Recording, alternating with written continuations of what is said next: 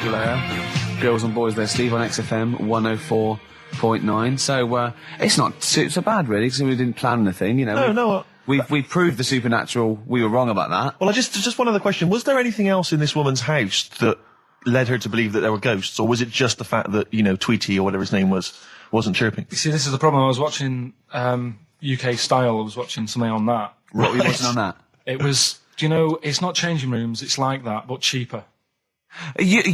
Quite seriously, right? You might be the most interesting man in the world. I'm fascinated by it. I'd like to follow you. I'd like to have a hidden camera on you. I can ask you any question. You know, I'd like to have you in a cupboard in my flat. So I just think about it. I wonder what Karl thinks of that. And I'd just throw something at you, and you know what I mean? Yeah, because that's what my dad did. Just kept me in the cupboard. You know what I mean, though? Yeah. I wonder what Karl would You're think never about stuck this. for a conversation point if Carl's around. That's what's genius about it. He's always got an opinion. He's got an opinion about everything. Yeah. It's But I love the fact he was watching UK Style without a shadow of irony. Yeah. No, that's what I like about him. Exactly, that's what's I wouldn't brilliant. like it if he was trying to be No, he's not. kitsch Yeah. and stuff. I like it because he's down the line, straightforward, no nonsense. Yeah. This is what I like. You know what I mean? He's going to be sort of like Jeffrey Boycott, Dickie Bird when he's about like 60 or 70. He's going to get on a bus and go to the driver somewhere, you need an haircut, you look like a scruffy get. You know what I mean? He's going to be a great old bloke that Genius. he doesn't get chinned in the pub. Yeah. Right? People protect him, you know, because he's like 70 or something. But it's great. You're looking forward. You're actually in that nod. That nod went. I can't wait to be 70. Yeah. Wasn't it? Yeah. Can I make a suggestion that we just get people, they can email in just questions or comments they'd like to hear from Karl. Maybe they just want to know his opinion on the Afghanistan situation. Yeah, like, or you know, like last night's Coronation Street, whatever. Yeah, like they do, you know, in the NME or magazine that coming up to the election, they go, Billy says Labour. Yeah. Ooh, I think Karl. the Sun has White Van Man. Each day they interview a guy who drives a white van, see his opinions on various topics. Karl is very much our white man van. Man van. Yeah. So any query you have, I think most of our listeners are, any to be honest. opinion that you would like to hear voiced from the K-Man, ricky.gervais@xfm.co.uk, or you can phone in. I forget what the number is. Doesn't matter, does it? 700 800 1234. Sweet. Black Rebel Motorcycle Club, Love Burns, XFM 104.9. I'm Ricky Gervais. My name's Steve Merchant. Karl, what's your name? Press the buttons. That's it. Karl, I press the button. Yeah. Oh, bless him. He's People got- are loving the K-Man, aren't they? They are. People are saying they love him. He's just. He is. He's I think we've created a whole new Will McDonald. I like to think so. Yeah. Or Gordon the Gopher. I used to have a show in Manchester. You Did used ya? to host a show. Yeah, overnights. What kind of things was it? What kind of stuff? What sort of tip were you on? Phone-ins and stuff. Yeah. You did a phone-in? Not a proper one. What did people phone in about? No, they didn't. That was what's part where there was no phones. Go on. No, just, you know, how things were going and that. Problems. Were you like an agony uncle?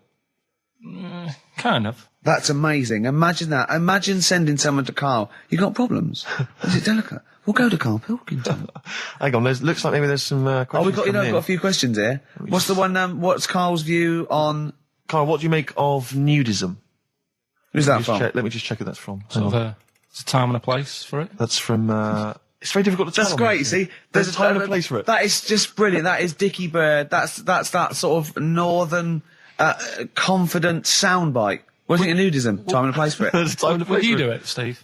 Would I do nudism? Yeah. He's not allowed. Not again. No, Yeah. It's not nice, is it, really? No, it's not with Steve. He's not allowed on any national trust land doing it because he's caused the death of millions of starlings. That's true. There was something on BBC Choice the other night. It's a really short show. I haven't seen it before. Like an odd It's court not. thing. It's not a bloke eating cuppa soup and then another short show like maybe someone cleaning their teeth with Colgate and then the really short show.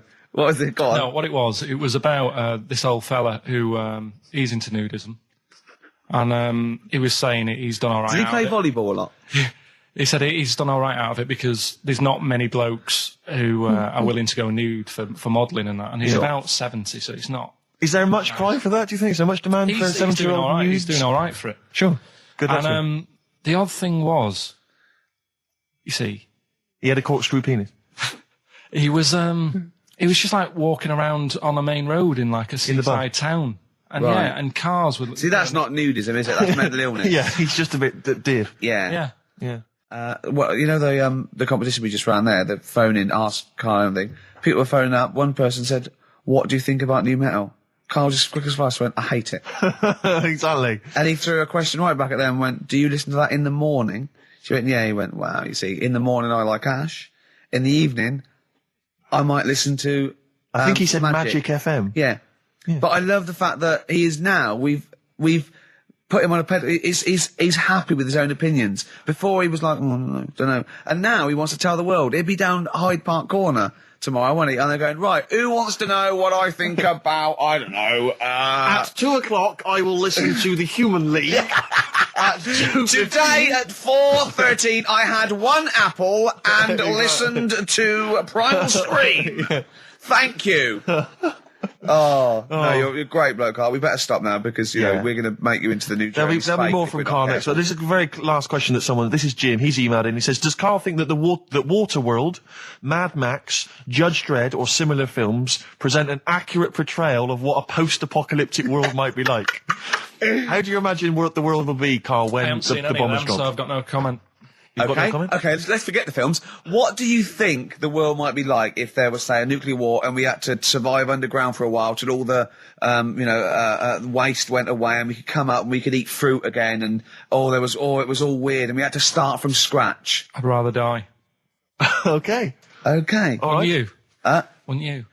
Well, supposing it was sort of like, Britain was just like, it was all the buildings had gone, right? Or there was some bit of scavenging. There was like, and we hid underground and we came out, sort of in 10 years' time. Don't keep shaking your head. You know the question. You can go, no, rather die. And it was fine. You lived on tin fruit for a few years, right? Then you had to come up and start again. You had to find other civilizations.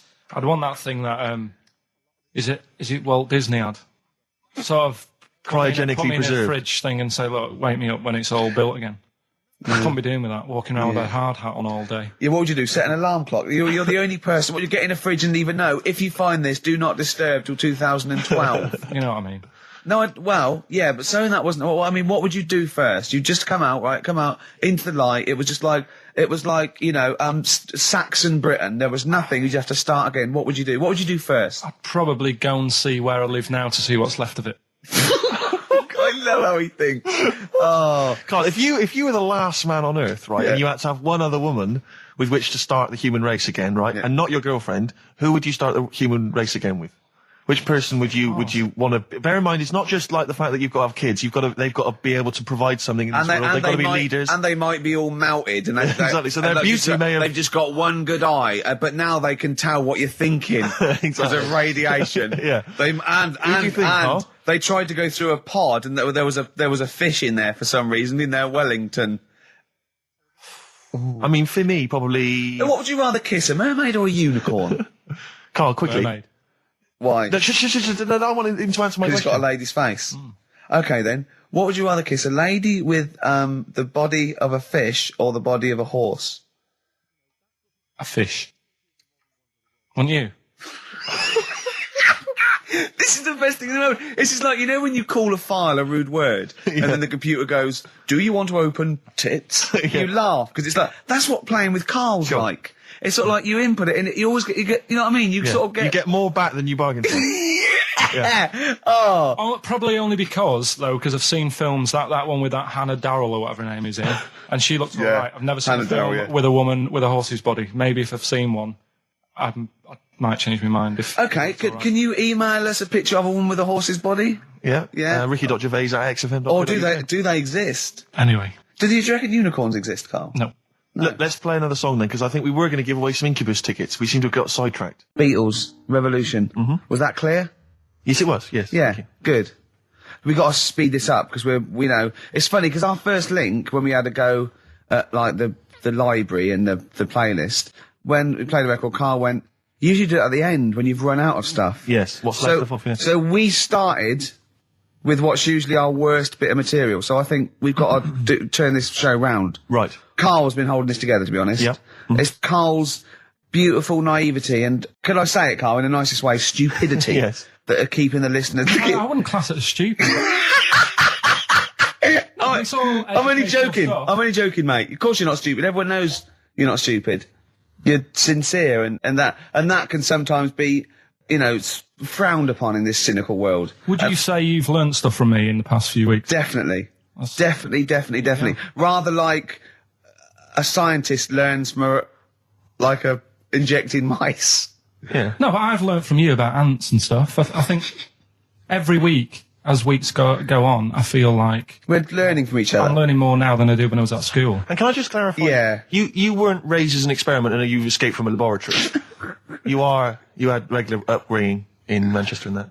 Yeah, I didn't go to school much because my mum and dad had a caravan. Right. Air, Don't Be Light, XFM, 104.9, 5 to 2. Absolutely. Ricky Gervais with me, Steve Merchant. Smirch. The Smirch. And the K-Man. KP, Karl Pilkington, the K-Man. Pressing the buttons. Yeah. See that in Heat this week? What was it? About the campaign to stop Karl going back to Manchester. You know, because he's a miserable sort of northerner who goes, London's crap and I'm going to go back up north. Yeah. And I only need 40 quid a week to live up there like king and all that sort of rubbish. Right? Well, Boyd from Heat, well, we met him at the that award ceremony. Oh, yeah. And we were saying about, he really enjoys Karl. He's getting a lot of people like People love Karl. him. And I was going, but he's thinking of leaving. He's going, start a campaign. And he did, and he put it in there. So the campaign, write in if you like Karl. If you think he's really annoying, then we'll stop talking to him. Yeah. But I mean, I like him. I love him. Yeah. Have you ever read the White Van Man column in The Sun, Karl? I've seen it. Are you familiar with this? This is where every day in The Sun they interview a guy who drives a white van, just, in order to get the kind of voice of the man on the street in the paper. And he has to answer, or just give his opinions, really, on events that have made the news each week. Just thought we could maybe throw some of these at you, Karl. Go on. Because we know to see what your views are. Yeah. So, just the first thing that comes to your mind, the sort of your initial reaction to each It's of just these. top all these, but you don't need to know about them. It's just your philosophy on it. Yeah, so, just your views. Yeah. I have had a few days off this week, remember, so I don't know what's going on in the world. Yeah, you stayed in London, though, didn't you? You didn't bury yourself, did you? I normally see the news, but I didn't this week. Okay. So, what was your view on Will Young beating Gareth Gates in the final of Pop Idol? Don't like him. You know what I was thinking about when I was watching it all the way through? Yeah. How he looks like he's got a wire coat hanger in his gob. That sort of... Right. Again, it's radio, Karl. Radio. It's a great face. The funny face you're pulling doesn't translate. And, a radio. And that's a problem for you, is it? And just the way he's from a really rich family. I opened up the paper on the Monday or something, and it had he went to a posh school and he's got loads of money already. Yeah. It's just a bit... Key. Right, now, what's the second question? There have been huge rises in street crime, especially muggings and carjackings. What's your view there? More youth clubs are needed, aren't they? You think more youth clubs? I like that. No? Okay. I like that because it's so 1950s. Yeah, it's sort of like you want a bobby on the beat that'll clip you around the ear. So once they've come out of national service... Yeah! No, I love that. And if you find someone smoking a wood bomb, you make them smoke 50. Yeah, exactly. Oh, this is great. That is great. Did you used to go to youth clubs? Yeah. And they kept you out of trouble? You used to get into a fight afterwards when you came out. But for the sort of hour and a half you were there? You had a bit of pool and some boxing and a bit of pop. Yeah. So more youth clubs, that's good. I love him. I love him. If you're at home, just make notes, because this is brilliant stuff. Honestly, you won't hear more honest, from the heart stuff opinions than this. This is great. Go on. This is not pre-planned. These are your direct responses now. I promise you, Karl did not know what we were going to do. He never knows what we're going to do, and he always answers honestly. That is the beauty of Karl. It's not an act. What is your view, Karl, on New York's former mayor becoming Sir Rudy Giuliani? Sir Rudy Giuliani. Is he happy with it? He appears to be pleased with it. Let it go ahead. Fair enough. Okay. Go ahead. Oh, he's genius. Okay. Is he happy with it? He's like your nan. Yeah. What do you make of Michael Greco's character Beppe being axed from EastEnders? Problem for you? The whole soap thing. What's it's back in Coronation Street, isn't she? What's her name? Who? Bet Lynn's. She thought she'd go off and be a bigger star. Yeah. All went wrong, and now she's coming back. Yeah. Always happens, doesn't it? Beppe will be back. Yeah. No one really cares. Sure. What was the van reply? What was the guy? The White Van Man says, obviously they feel the character has run his course, but I think he's a pretty good actor and I can't understand why. So, I mean, obviously there's a White Van Man there who's also got an opinion on script development. The through line, the narrative through line of soap opera. The 12-week narrative, the arc really showed itself up. The two last ones I want your opinion on here. What do you make of a cat that's been cloned in a secret 2.5 million research project? To find out what? If they to can clone it? cats, yeah. Have they had to hurt it? Sorry? Have they had to sort of hurt it to do that? Have they had to hurt it? Yeah, or is it just scraping its tongue for some stuff? I think the cat's fine. The point is that they're cloning another creature, which is potentially very dangerous. Have you seen that film where they bring Hitler back? That cat. What if that cat turned out to be a world dictator? Exactly. What do you reckon of No. cloning generally, Carl? You concerned about it? When they're cloning for organs, I you know, don't they just grow them for the, you know. Do you know what cloning means? Yeah, it's when you, like, make something else that's the same, isn't it? Right. Yeah, I mean, it's not going to do any harm. Okay. And finally... When you're on the World Council. Yeah. Finally, what do you make of some city workers who were caught bonking in the glass lifts of the Lloyd's building? What do I make of it? Yeah. Is that a problem for you? Do you think that's unprofessional? Was it the lunch break or... I think it was lunch break. With their own, All right. It's their own time, I think, fair enough. It only takes 45 seconds to go from the bottom to the top. Is that a problem? They moved quickly. They acted, you know, on instinct. Do you think fair enough? If that's their natural instincts and they're both consenting, you think fine? Yeah. Okay. Yeah. Thanks very much, Carl. Thanks very much, Carl. Carl, Right, we'll Steve, have more of Carl's world-weary opinions next time on the show. Now it's time for White Van Man. White Van Man. Yes, for explain what it is. those that don't buy The Sun, they think it's beneath them. White Van Man is a column they have, I think, every day, actually, and they just get sort of some, you know, Joe Public to kind of comment on the week's news. Just seemed to me, you know, that it might be interesting to get Carl's views on some of the big events. Not because we think that Carl hasn't got a valid sort of viewpoint. No. Because Carl sees the world differently to some people. That's all. And that's what's interesting. You know, like an artist does, or exactly. Yeah, he's very bohemian in his outlook. Yeah. Do you feel that you're up to scratch on this week's news? I don't like this bit. Do you? No, just relax. Why not? It's pressure.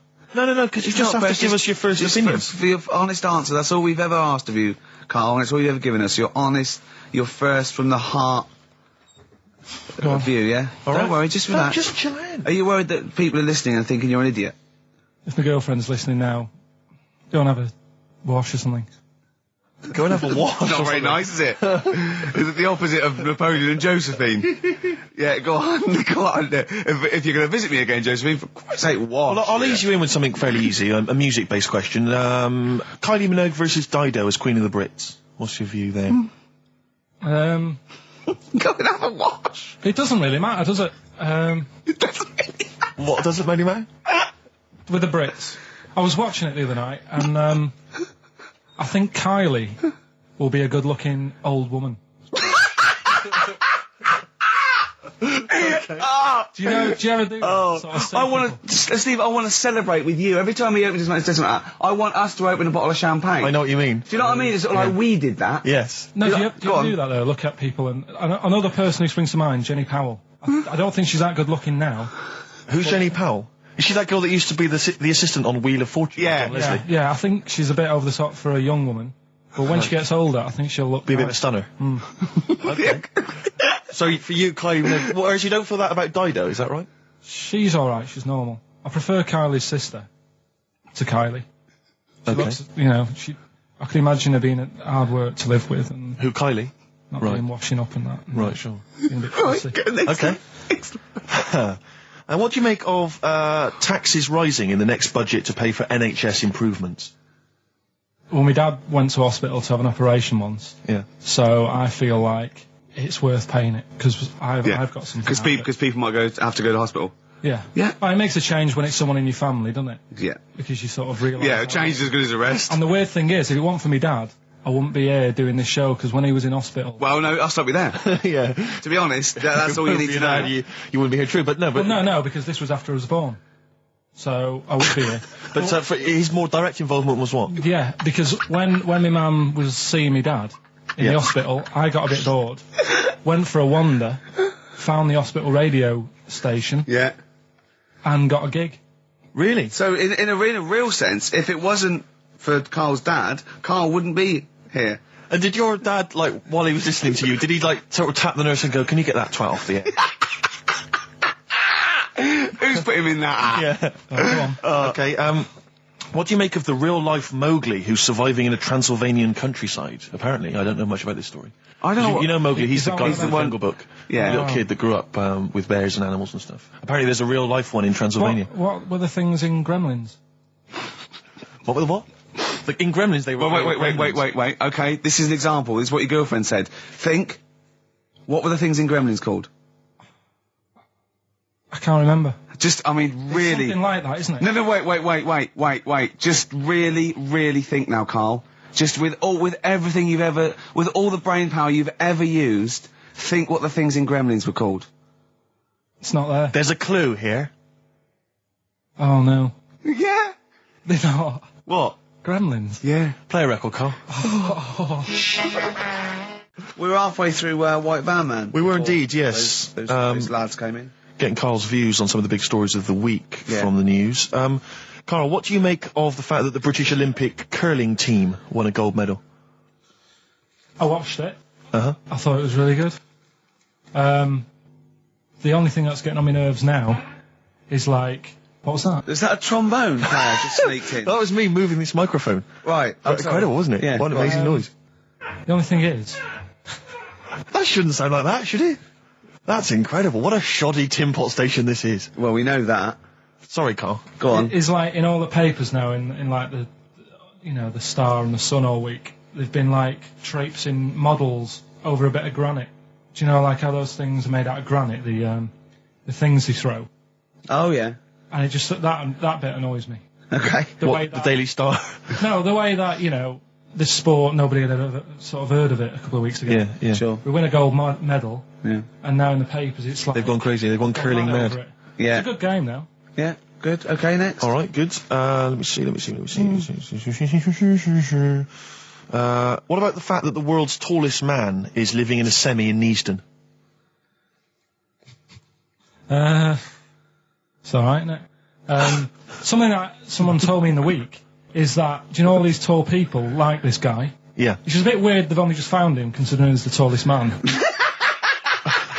think that's a bit weird. Yeah. Someone genius. told me that, do you know the guy who was in James Bond, the big bloke? Yes. Jaws. He's got the same illness as this bloke. Right. And what it is... It's called tall. It's something about... You're suffering from tall. You've got a small tumour or something just behind this part of your head. Yes. Oh yeah. Just sort of in the middle of your eyes. Yeah. And the pressure on that makes you grow really tall or something. Yeah. So he needs to get it sorted. That's your advice to him. Yeah. Get it sorted. Okay, very finally, Carl, this is important. This is just projecting into the future. Get it sorted. Just projecting into the future now, K-Man. Apparently, global warming will bring sizzling summers and weird wildlife to Great Britain in the future. Are you worried about that? How soon? Soon enough for you to worry. Yeah, it's pretty worrying. Okay. Um, You wouldn't prefer it to be sunny here all the time? no, because with hot weather comes weird spiders and that. See, I always think we're quite lucky here. Yeah. If you live in Australia, you might have the sun and stuff, but you've got like deadly snakes, Yes. Yeah. which are deaf. Did you know snakes are deaf? Snakes are deaf. They don't have ears. Okay. So you're all right walking about behind them. Yeah.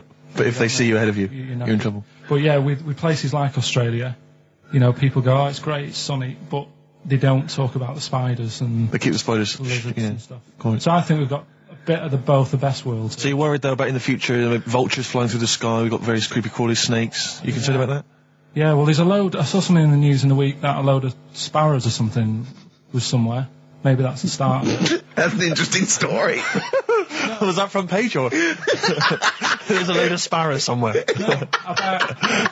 Read all about it. Sparrows somewhere. Some sparrows somewhere. Sparrows somewhere. Load of sparrows somewhere. Sparrows somewhere. There you go, anyway. Excellent. That's Thank you great. very much, Carl. That's Carl giving his views on the news. Don't do that next week. Why not?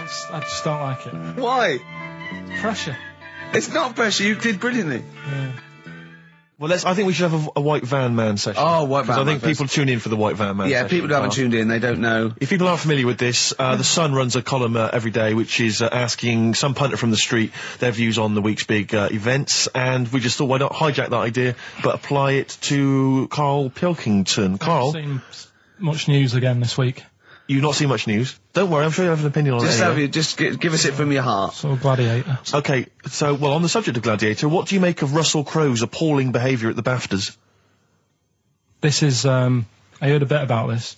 This is, when he got some director or something, because... Director or producer and threatened them, because they cut his bit, didn't they? They cut a poem that he'd done during the acceptance speech. I watched it on Sunday night. Sure. I didn't realise it wasn't live, to be honest. Yeah. But I quite liked the way it was to the point and didn't mess about. He went up, he said thanks. So you're saying that he shouldn't have beaten up the director? Is that what you're basically saying? It's a bit over the top. You thought I mean, if you didn't have time, if you really, I mean, what's the poem got to do with the film anyway? He was an awards. So do you think it's ever justified to beat up a TV director if you're a major Hollywood star? Depends what he's done, but I mean... Right, what would he have to have done, Carl, for it to be fine for him to then beat him up? The thing is, right, forget all the beating up. At the end of the day, it was a awards thing for a film. The poem had nothing to do with the film. Yeah. So go up, collect your award for that thing. And if he really, really wanted people to hear about this poem, he could have photocopied it and left it at the entrance and said, on your way out, this is a really nice poem, pick one up. No, but the thing is, he knew it was televised, so he knew by saying that poem once, he was reaching 5 billion people. That's a lot of photocopies. Do you see what I'm saying? I'm not saying he was justified. It wasn't a poem award. If it was an award show for poems, you'd say you can't cut it out. It'd be like doing the top 40 and then going, number one's good, but we haven't got time for it. But it's a films thing. Okay. And he went up and he got the award for the film. Which film was it for? I don't know, but when I wanted to give you results, I said, let's give Carl his results. Steve went, no, we should introduce people to Carl again, just remind people what Carl's like. And he's so right. I'm so glad we did this first. Am I right, though? Carry on, Steve. Okay, the next topic, what about this big debate over whether Kylie Minogue's had a bum job? I'd have to see it. Next. Okay. What do you make of Will Young's single? He's the Pop Idol winner. It's going to net record-breaking sales, apparently. It's going to go straight to #1. He's had millions of copies sold. I heard last week that you had to, if you wanted to buy it from Woolworths, you had to go in and put £1 down to guarantee you getting a copy. Wow. I think that's stupid. But what do you make of it, though? Do you think... as a song? Both as a song, and are you excited about Will Young and his future? No, he'll do all right. I don't think we have to worry about him. Okay. He'll do all right. It's not my thing, but he seems like a nice bloke. Okay, very good. What do you make? One? Yeah, one final one then. What do you make of our scientists getting the go-ahead to clone embryos for research? We have discussed cloning before, and obviously there's the pros and cons of that. Christopher Reeve, former Superman star, he's behind this. Are you behind him? Yeah. I mean, with everything, you have your good and your bad, don't you? Yeah. At the end of the day. If you didn't have bad things in the world, then you wouldn't enjoy the good things. I think, it's like if you didn't have robbers in the world, policemen wouldn't have a job. So it's the same thing. It's like, it's an illness. Yeah? What are they messing with? It's probably a bit too detailed to go into there, really, but... Do you know what I mean? Yeah. It's good and bad. You can't have it all. Yin and yang is what you're saying? Yeah. Okay, Carl, I can't argue with that, mate. I want to play a track now that I haven't heard for a while. It's The Verve, isn't it? Yeah. Sonnet. Lovely song. Coming soon, those big exam results. Anyway, Carl, look, let's have a little quick session of White Van Man. For those that don't listen to the show regularly, The Sun, as you know, has a section called White Van Man where a member of the public gets asked their opinions on the week's big political and social hot potatoes. Carl, we just thought it would be fun if you answered some of the questions. It's not so much questions, it's just your views really on these big news stories.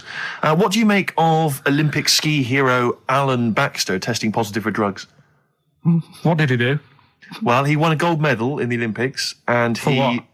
He was a skier. Right. And he won gold medal, and they've just tested him positive for some kind of illegal drug. But what? I mean, if he did, why take drugs to ski? Why? Because all you do is balance. But imagine, it'd be amazing if you were stoned, like going down a hill. Yeah, it's not like you have But to... it's not going to help you, is it? No, it's not just like... gravity that's doing all the work, isn't it, with skiing? Yeah, but it's often to do with your athleticism, isn't it? It's No, but it'd be like saying, and we've just found out the people on the toboggan were on crack. It's not going to help them. You sit there and you go with the flow, and you try and you hold on.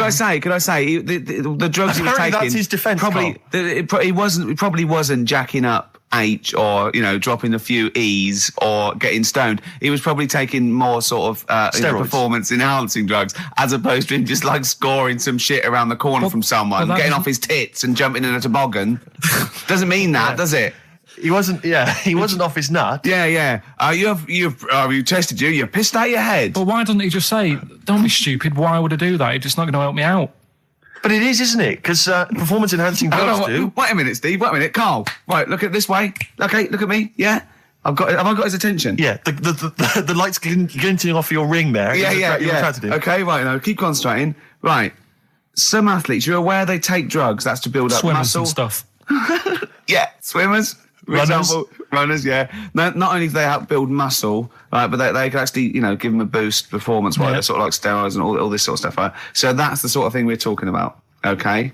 Right. So again, he wasn't on a why bong would that help before. you? What? Why would that help you when all you've got to do is balance on skis? Not when you're at the Olympic level. Yeah. There's a lot to do with, your body and your No, legs. it's practice, isn't it? It's like, if you've skied for years, then you've got good balance after a bit. Oh, do you know what, Carl? Do you know what? You've made a mockery of drug taking. Well done. Right, next one, Steve. I hate this bit. I hate this. I don't know if you saw it. What did you make of Posh Spice's Warts and All documentary? Yeah, I saw a bit of it. What did you make of it? I mean, people are slagging them off, aren't they? Saying, she's daft and that, but Don't make you. she's. I think they're all right, honestly. Yeah, I think they're all right. She's all right. I mean, I think David's really a decent bloke. Sure. Do you agree that he's quite a simple man? Yeah, but he's a footballer. He doesn't need to be. Do you know what I mean? It's like me. Yeah. Like, all right, I only got an E in history. But knowing about the Tudors doesn't help me press these buttons and put the next CD on. No, sure. Do you know what I mean? Yeah. So, good luck to him, and he's done well out of it. It's just jealousy. Yeah. I remember, though, when I was back in Manchester, I was in Piccadilly train station, and he was there, right? Not as big a star as he is now, back then, but he was stood there, and I was so close to going over to him and saying, did you go to my school? Because I recognised his face, but I didn't know who he was.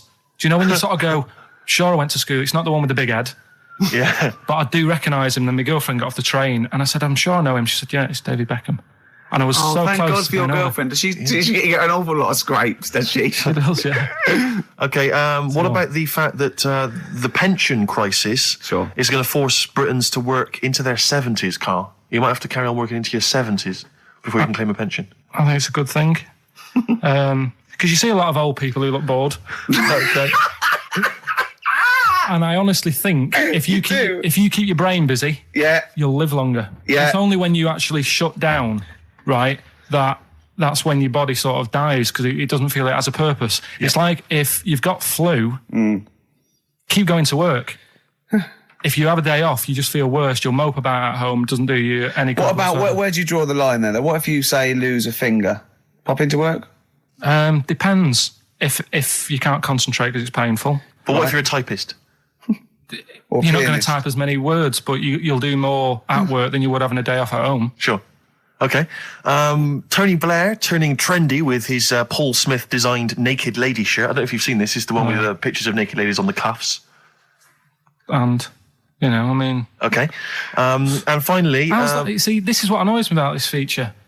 It's just, what's that? So what? Yeah, but it's the Prime Minister of this country wearing a trendy shirt with naked ladies on the cuffs. All right. Okay. And finally, what do you make of the fact that Top of the Pops have banned Will Young singing both tracks on the number one slot, and consequently he wasn't on there at all? They had to show the video. The first time anyone's ever made this demand. He wants to sing both the A and B side. Well, he can't. It's double A, yeah. Double A side. That's what he wanted to. That isn't how it works, is it? Yeah, I agree, yeah. And the thing is, which one... I mean, at the end of the day, loads of people have bought it, haven't they? And it's like one of the best. So it doesn't really matter what it is because people have got it. They can listen to what song they want at home. It doesn't matter about what Top of the Pops do. Yes. And it's just annoyed me now. Who's annoyed you? Just what goes on in the world. I tell you, you're better off not knowing. It's better being in my little world. If that's what people are talking about on the streets and asking the white van man, do you know what I mean? I think you're right, Carl. I think you're right. Shall I play a lovely song for you? Because you're getting all stressed now, aren't you? I've not had a good day. No, I know. We tell you about it. It's not a good day. Well, I'm going to play a Neil Young track here of Harvest. It's Alabama. It's beautiful, and this is for Carl. Right. Steve, it's time for White Van Carl. We should definitely get some jingles. I think the show sort of lacks jingles. I think noises, funny sound effects. Yeah. Well, that's wow. Yeah. What's Mr. Nosy Neighbour interested in? Hello, what's going on here? Oh, we should definitely get some pre-recorded comedy noises, Carl, for next week. That's my job, but unfortunately I'm busy reading about Hitler.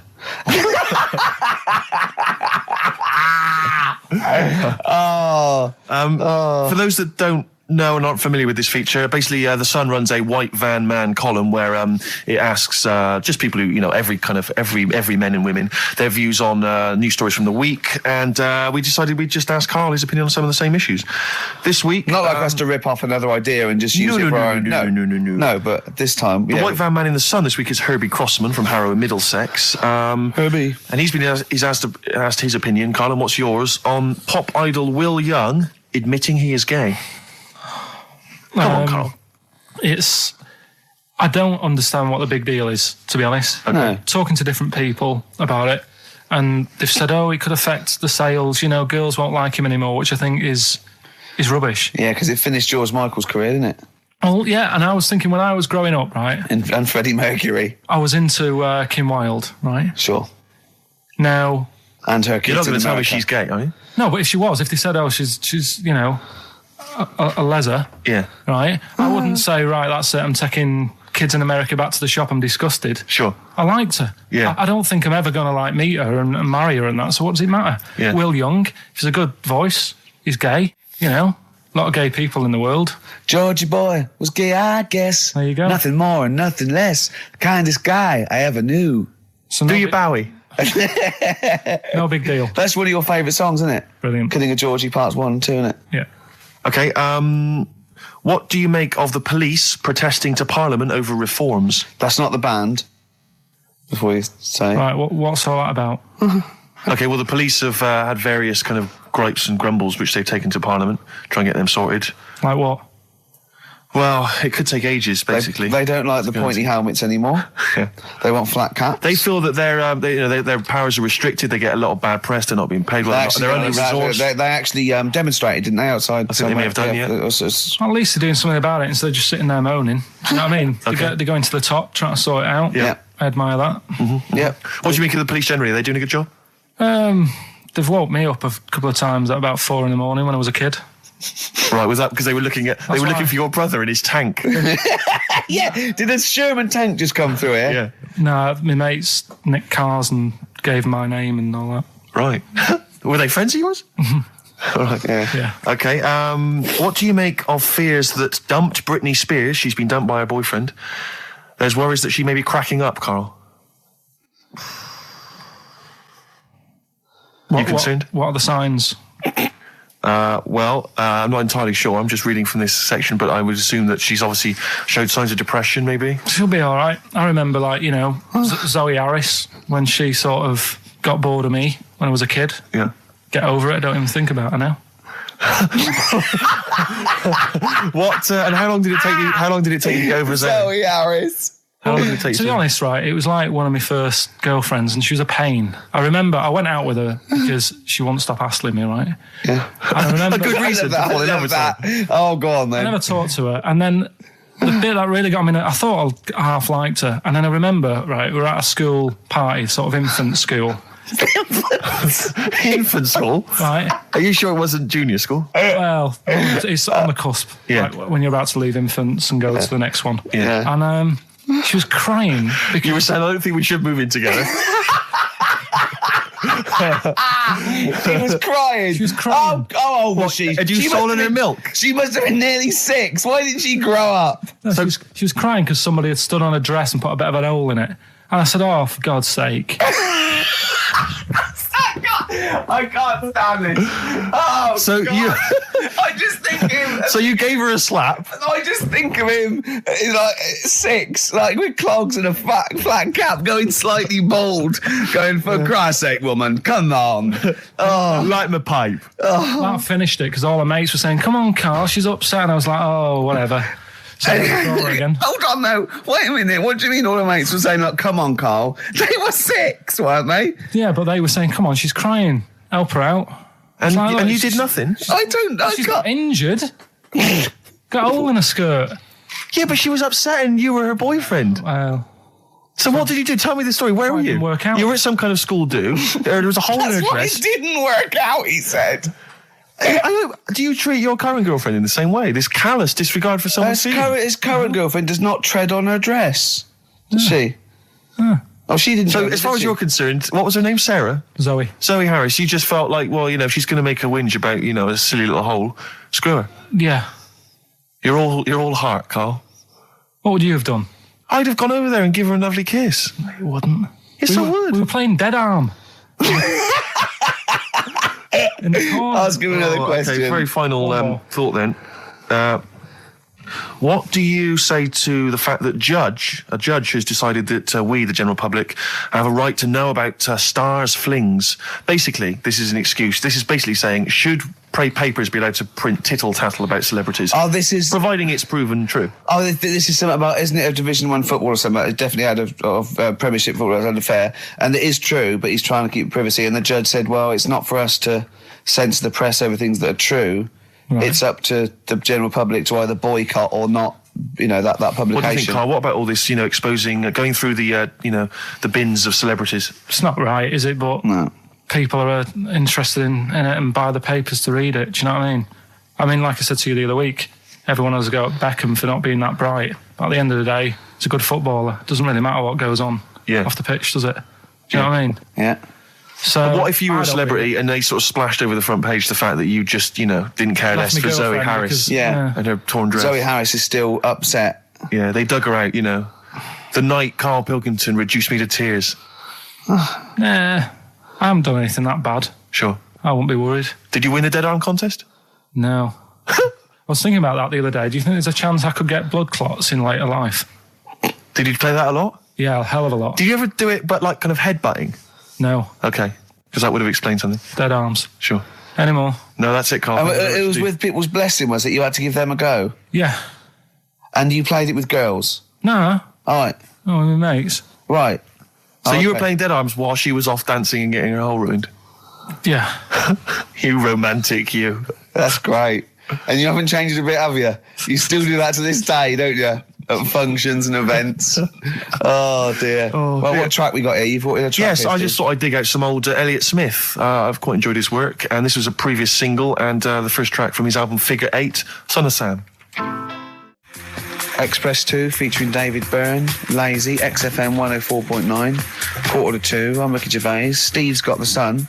Yes, we're just going to be doing White Van Carl, where we ask Carl the questions the Sun asked some other bloke. That's right. Because we think Carl's got more to say than anyone on anything. Carl only tells the truth, by the way. Just remember that, listeners. Off you go. Yes, well, today's White Van Man in the Sun is John Slade. He owns his own door maintenance company. His answers are very informative, I have to say.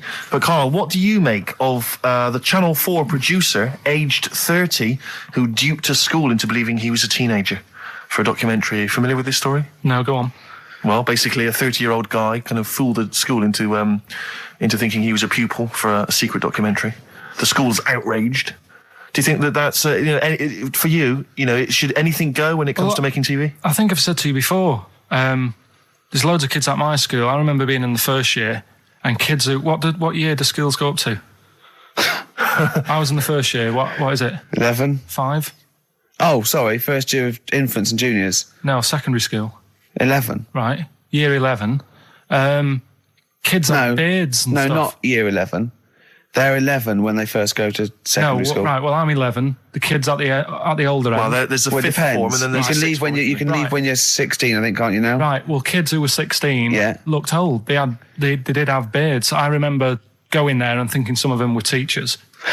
I think he's answered that. Next one. What's the next one? Tattoos and everything. I think they're kids in the earlier years even. What do you make of the fact that Mariah Carey's £38 million payoff has cost EMI staff their jobs, and we're talking 1,800 EMI staff who have lost their jobs? What do you think of that?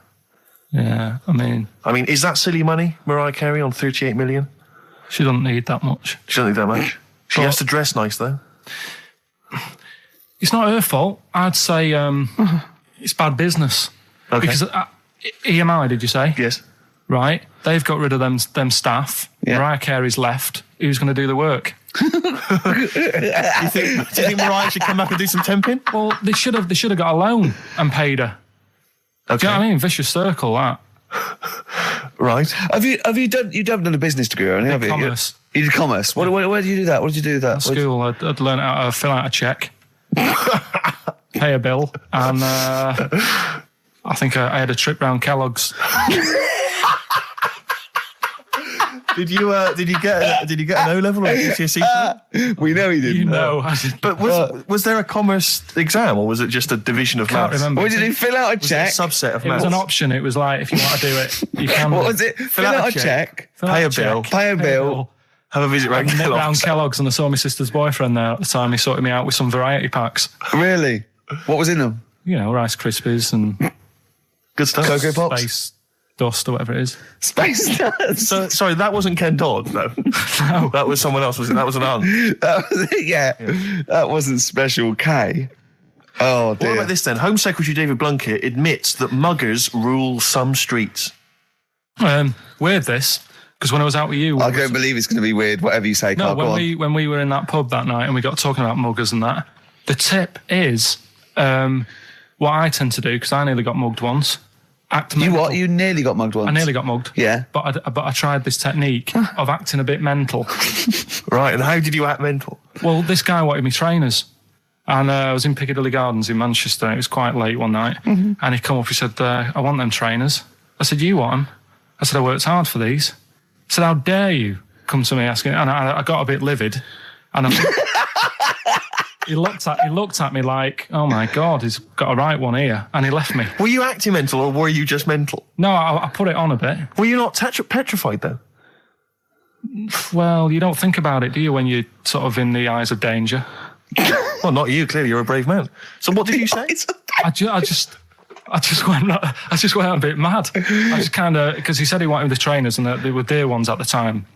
And I just, no, you're not having these. So I've crafted you. I said, I wanted these trainers. Yeah. And, went on to tell him how I work at printers and I don't enjoy it. And, I put in all these hours and that, and I have to cycle home for about 5 miles. And Did he give you his trainers? Yeah. Did he have a knife or I just anything? left. No, it didn't get that violent. Well, that's very brave of you, Carl. Yeah, it's That's good. good advice, though. Just act mental.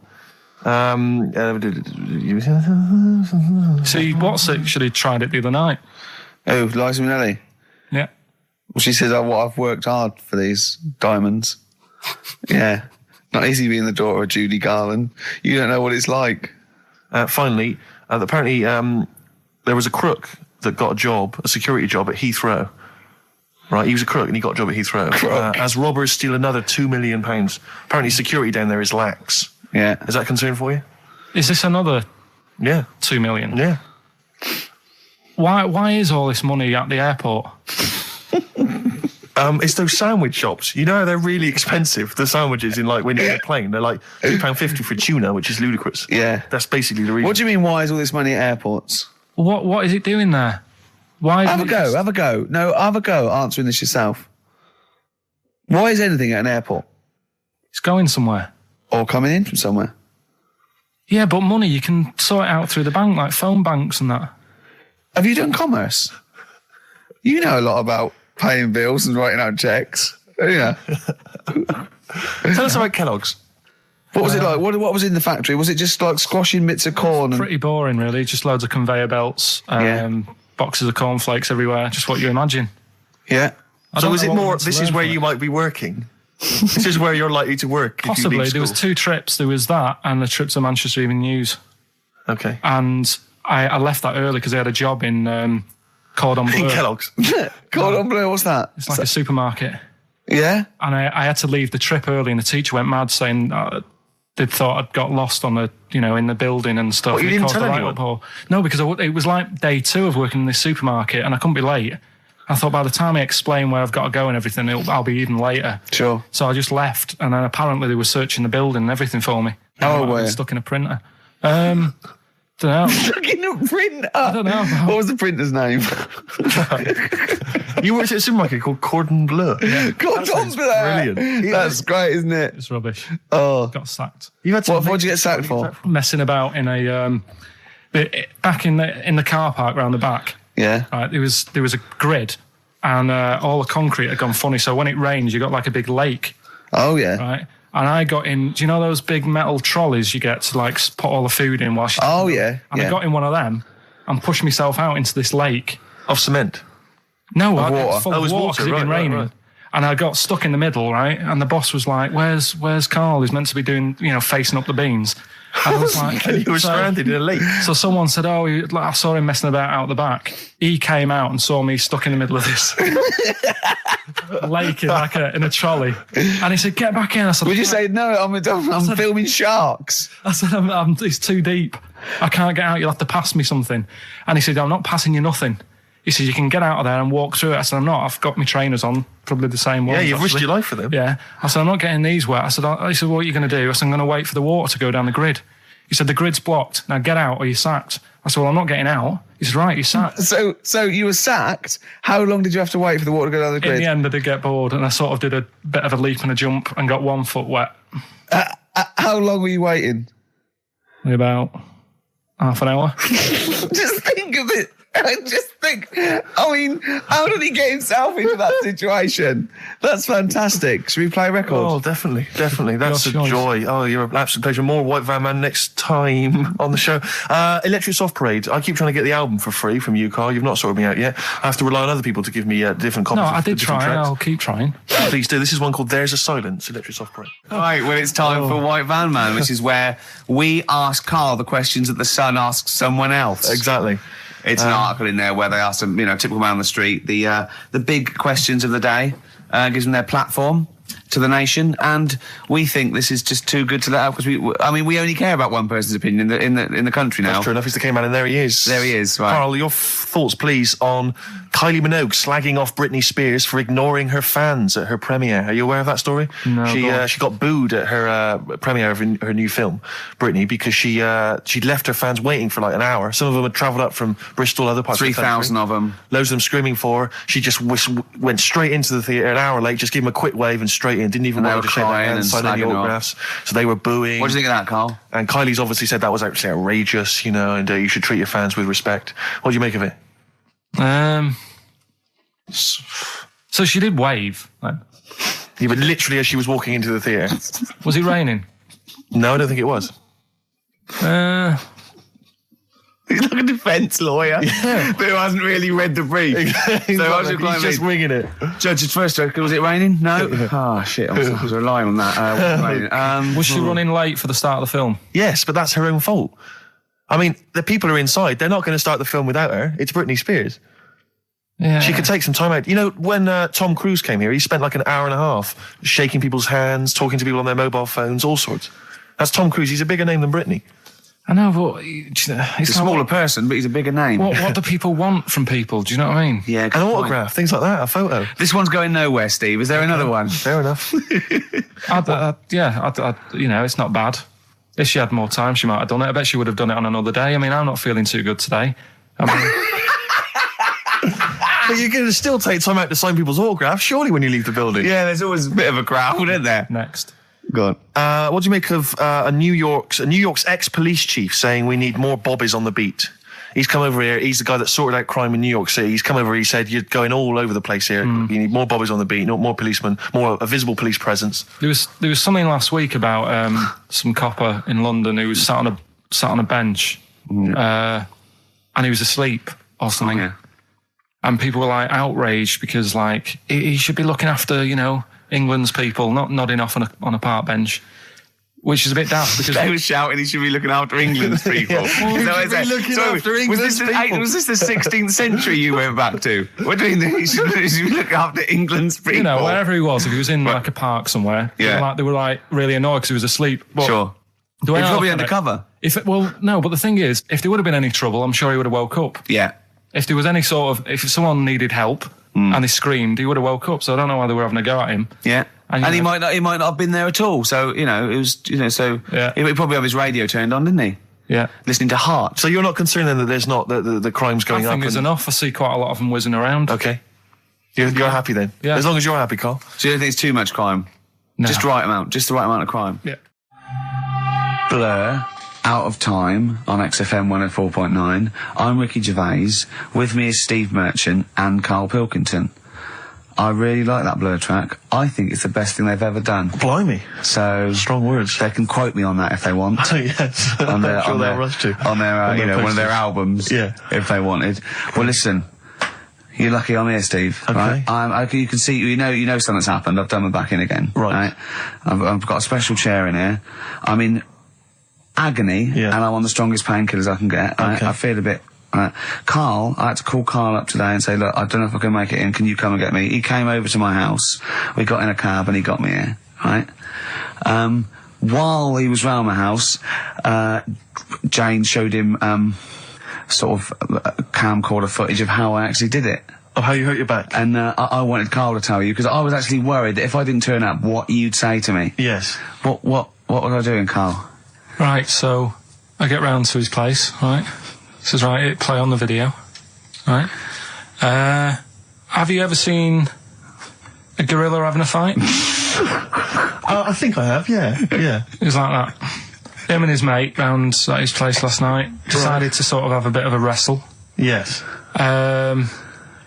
It went on. I mean, how much footage? Honestly, it was like a scene from Women in Love. Yeah. We'd had about 5 fights. We had to stop at one point because his arm was bleeding. You'd had about 5 fights? Yeah, well, we were wrestling. We were doing wrestling, right, in the just behind in the cab. lounge? Yeah. Well, we were on our knees and then sort of like doing, you know, and I kept winning with an arm lock. Right? Yeah.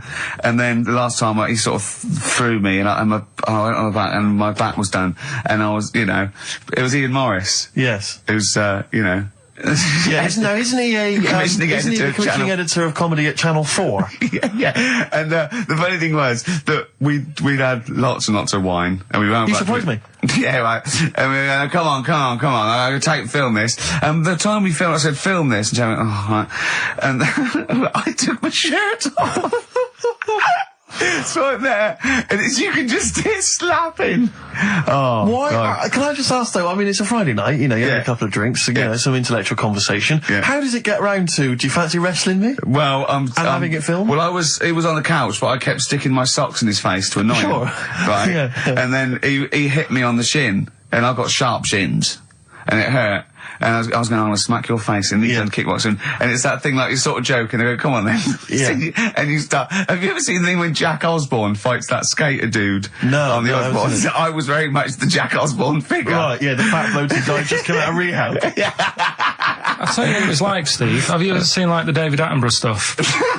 Where, like, a tiger will be ripping a deer's head off, and you think, why doesn't the camera crew stop it? Yeah. You sort of watch, you're thinking, why was James Why just is letting she not this happen? stepping in and intervening? Yeah. And the thing is, she said, right, you've seen enough, haven't you, and stopped it, so I don't know how much footage you got. It wasn't much. But because your lounge is not huge, and there's not much space between the back of the sofa and the table. It doesn't need enough. It was just a pin or a submission, so it was all over with like one of us throwing the other one on the back. And how does it? I mean, how do you start with a wrestling match? Are you both stood up, or you all on your knees, and you sort of like go together like ratting seals? Yeah. Oh dear. Like a giant walrus. It's not gay. Play a record.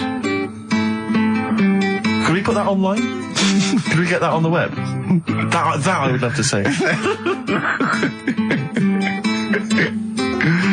Better Rod Stewart? Yeah. Stuart May. Indeed. You need to say no more. If people don't know what it is from that information, Gervais merchant Pilk. Exactly. All right. Exactly. Rick, I was out last night. I was in the Crouch End area, and I passed.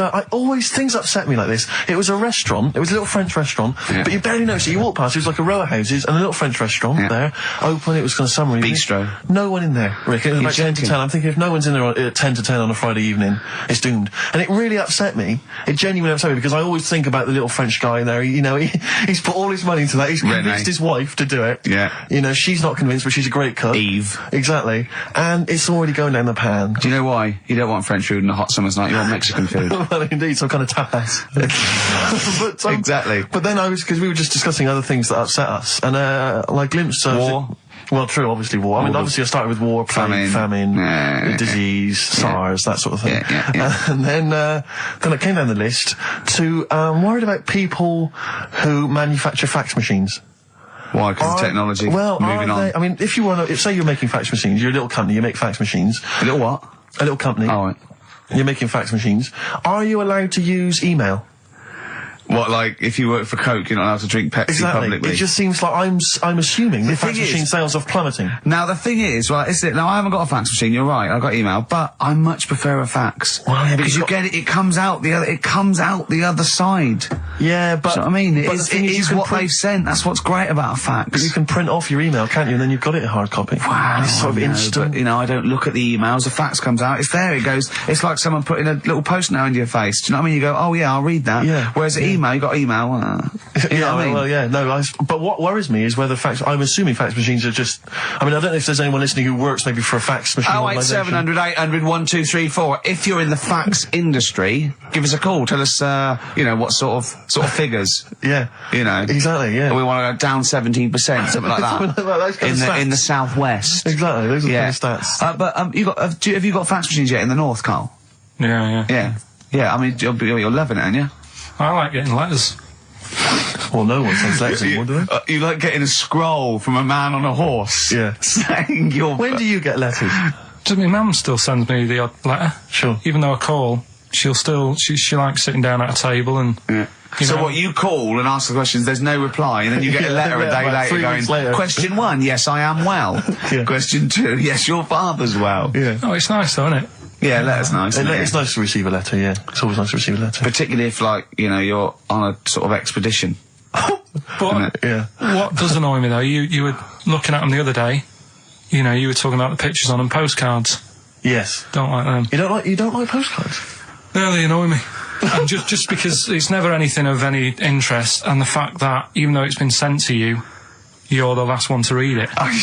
Whenever I used to send my mum a postcard, every time I send it on, I'd horrify her by putting on it, having a lovely time, does that pig of a postman still read all your letters? And she'd just be horrified, just be terrified Nice. he looked at it all the time. This is what worries me. I've always assumed that people would read a postcard. If I was a postman, I would definitely read every single postcard. Yeah. So if you're on holiday, you know... What do you mean? You wouldn't have a lot of time left if you read every postcard. No, but as you were posting through the letterbox, you'd have a quick look, wouldn't you, to see what they were up to? Because that's why I never used to write anything of any interest on a postcard, because I didn't want to, I didn't want anyone to sort of know what I was up to. Let's say I was on a bawdy lad's holiday, you know. I would just write nice sunny, got myself a lovely pair of shorts. Like that. I'd keep the truth, Rick, for when I got home. Well, he's looking forward to it on holiday now, Carl, because he's got some prescription lens sunglasses. We'll be talking about that after the break. Bit of darkness. Look forward to that. Yeah. An amusing story about a man wearing glasses. Oh, the darkness growing on me. It certainly is on XFM 104.9. Love those boys. Keep the guitar riffs up, lads. I'm Ricky Gervais, with me, Steve Merchant. Oh, it's good to see that your back pain has not impaired your DJing abilities. Yeah, I know. Well, I'm a professional. I'm a professional. You've soldiered on. Yeah. Put the glasses on for Carl. Well, see, now, because I wear glasses normally, I've always had problems with glasses. The thing about glasses is it stops you from doing so many things, and you may not realise if you're a non-glasses wearer, certain things that you can never do. If you're, like, for instance, I have never been able to go into the mosh pit at a gig and get carried above everyone. You know, when they carry you above everyone on their hands. Because I knew someone would just grab my glasses. You don't need to, you can see from the back. That's the good thing about you at a concert. You can actually stand at the back and look over. Being able to at least jump on the stage and do a stage dive and all the rest of it. So that's one of the things I've missed out on. Missed out on, sport really, because lots of boxing, for instance, I could never do. I never do boxing, never do wrestling. So our big championship showdown is not going to happen. We'd probably be the same weight category. Well, possibly. Your reach. Yeah, exactly. I remember when I first got glasses, I only had to wear them occasionally. It meant I couldn't see things a long way away. And obviously I got them, but I was at school and I was a bit self-conscious, didn't want to really tell anyone I had glasses. I didn't reveal to anyone I was wearing them. So I used to go into a class. I remember being in science, and we always sat in the same spot, and I was sat right at the back, and I couldn't see what was on the blackboard. But I didn't want to put my glasses on, because I didn't want people to know I had glasses. So I couldn't see what was being written on the board. And you have to copy stuff down from the board, science equations, things like that. I had no idea. So I'd have to try and copy off someone next to me, but that wasn't always possible, because I had to do it surreptitiously. So what I took to doing was sharpening my pencil every sort of 35 seconds. Going up, memorising what was on the board. And I got a D in science. Oh, that's awful, though. It's a tough thing, glasses. So it really is. When you first start wearing it, if you're young. It was education versus vanity. Yeah, it's terrible, isn't it? And now he thinks, well, hold on. He's sorted out his hair. He's Stylish. Stylish, yeah. Because when I met him, it was like, I mean, words were gummage. He won't mind me saying that. Yeah. His glasses were, I mean, idiotic when I met him, and he's got some stylish glasses now, so he sorted that out. Yeah. His clothes, he's quite a fashionable bloke, and when I first met him, it looked like a nerd. Yeah. So, it's step by step, and with these I think you'll agree. Pop them on, Steve. Well, you know, Imagine him on the beach. Close your eyes, Carl. Are they closed? I can't see. I've taken my glasses off. Oh. Yeah. So that's a weird thing as well, isn't it? Yeah. There you go. What are you laughing at? Look, what are you laughing at, Carl? There's nothing funny about those. Stop smirking. I can see through Don't forget, them. you can see they're not real sunglasses, they're prescription lenses, so you can see it now. You see, I never knew you had to do that with sunglasses. I didn't think you had to have the... Right, yeah, when it's bright outside, people who wear glasses don't need to wear them. So they're looking cool, but they're bumping into stuff. No, but if your eyes aren't that good, then the sun shouldn't be bothering them. Do you know what I mean? No, I always wondered about Roy Orbison. Why was he doing that? What? Roy Orbison always had shades on, didn't he? And he was blind and stuff. It's like, what's the point of that? Well, because I'm guessing. Well, I don't even want to. I don't know. What are you talking about? But it's, Roy Orbison was blind, wasn't he? yeah. Was he? I thought he just had very, very bad vision. No, I think he was a blind fellow, I wasn't don't think he was blind. he? Was he not? No, I think he had very poor vision. Wear him, you know. I don't know what this conversation is anymore. No, well, once again, we've introduced Carl into the equation. He's just gone off on a completely bizarre tangent. When I went, he went, I'm going to pick up my prescription lenses, and we had to wait. And the bloke came and said, who's it for? Me. I said, oh yeah, Mr. Merchant, here they are. And as he was getting out, to try and embarrass Steve, I went to him, they are the exact ones that Keanu Reeves uses in The Matrix, are they? And he went, what? I went, no, I'm joking. But, I'll tell you what frustrates me. Can I just say, as a glasses wearer, this is just a note to everyone out there who isn't a glasses wearer. When people ask constantly to try on your glasses, can I try on your glasses? And they try them on, and they always say the same thing. Oh, I can't see a thing. What were you expecting? X-ray vision? No. yeah, I know. Don't ask. If I you're a think- glasses wearer, you don't want people asking to try on But your I glasses. think they don't realise that What are by you expecting? going, oh God, your eyesight's bad. Yeah. It's not like going, you know what I mean? It's not like saying, let's have a go with your calipers. Right, and popping them on and going, God, bloody hell, you can't walk very But it's well. a form of not disability, isn't it? well, yeah, but it's one that doesn't impair that much. It's an inconvenience that you maybe have to put glasses on all the time. Did I mention the mosh pit thing? I know, but it's not. Yeah, but you're not. What's your vision? It's just blurred, is it? No, I can't see anything. It's really bad. Is it really? bad? Yeah, if I take my glasses off, you are just a blur. I see now, I can see nothing. It's just a couple of bald heads. And I know only one of you's bald, so... You're looking at Carl twice. Yeah, exactly. Yeah, all right. Well, it's your Vision 2020. Well, there you go. That's Steve's eyes on XFM. Next week, Ricky's knees. Bit of vinyl? Yeah, no, listen, I want to mention this. This is from this new Morrissey compilation. It's a new series. I'm assuming a number of different rock stars are going to do it. It's called Under the Influence, and various rock stars get to choose, obviously, songs which they grew up listening to and that have influenced them. And this is from Morrissey. He's the first person to do it. And there's some stuff on there which is a bit odd and a bit oddball, and there's some stuff which is good. And there's the Ramones on there, and Nico and Patti Smith. But this is one of them. Obviously, famously, Morrissey was a member, I think he was the president of the New York Dolls fan club in England. And this is from there, and this is Trash.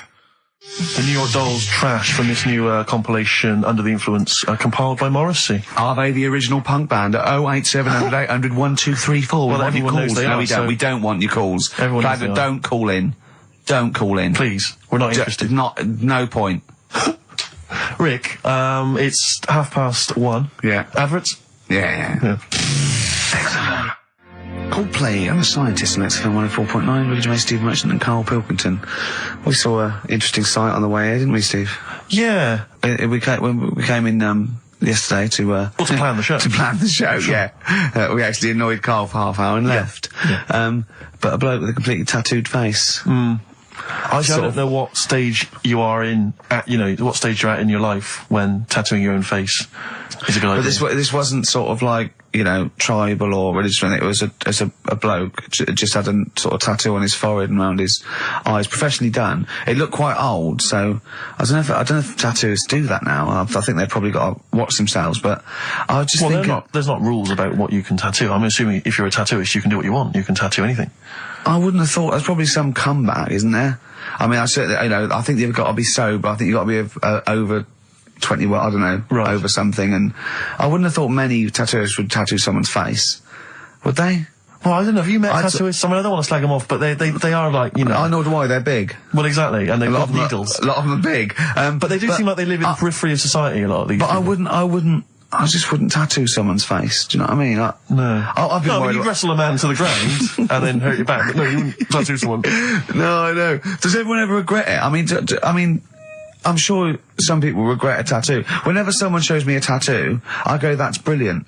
Because I can't bear to go, that's rubbish. Yeah. I just think that because they can't change it. There's no point. Yeah. I mean, what do you think? I go, it's brilliant. Well, I read in the paper, was it a man or a woman who had just had Beckham on their arm? Just not a picture of him, but the word Beckham tattooed on their arm, spelt wrong. Oh, They'd missed God. out the K, or maybe they missed out the C, so it was Bekam. Oh, no. Anyway, it was just spelt wrong. I mean, God. firstly, why do you just have the name of David Beckham on your arm? Home tattoos are the best, though. Well, the doing it yourself. That's done with a pin and a sort of some ink in prison, like with skins. Yeah. And it's sort of wonky because they've done it in a mirror. Yeah. What does that say? Well, read it. Tanuck. Yeah, I did it in a mirror. Profanity. Yeah. Have you? Would you ever toy with a tattoo, Carl? Is that I anything? mean, I've told you about me Uncle Stan before, haven't I? The What happened to Stan? tattoo Stan. No. He's just covered in them. It just looks a mess. Do you know what I mean? You can be wearing the best suit in the world, but you still look a scruff. Sure. Yeah. Do you know what I mean? Yeah, Once you have it done.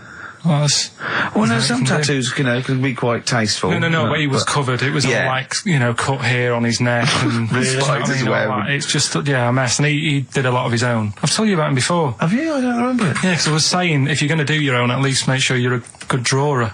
Yeah. Why? It was just a mess. It was just all over the place. What he thought had he done?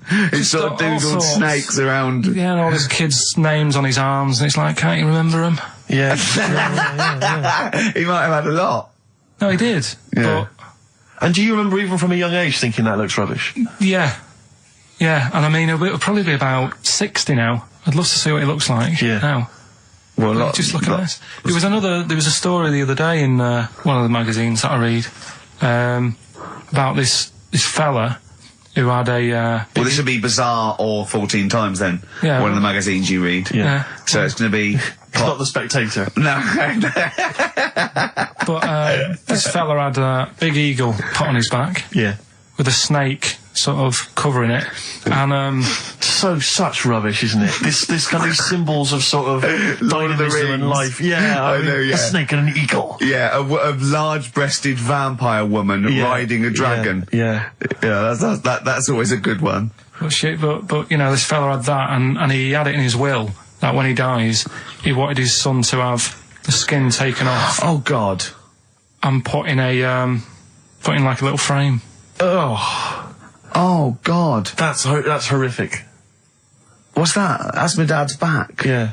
Oh, are you sure? God. No, because I read it and kind of started having sort of memories of Auntie Nora again, Yeah. because she used to always like... Now, Auntie Nora is the woman Who farted for 5 minutes. She had wind for 5 minutes. Sure. Yeah. But she also, she used to say, oh, Carl, rub me back.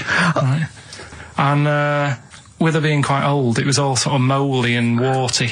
It was mouldy. No, Mouldy. sort of Mouldy. Right. And what did you do? I didn't like it. I hated it, in It fact. was like reading a Braille book. Yeah. It was like putting your hand in a load of Cocoa Pops. Oh, yeah. All really big brown things. And I just thought framing hers would be sort of 3D-ish.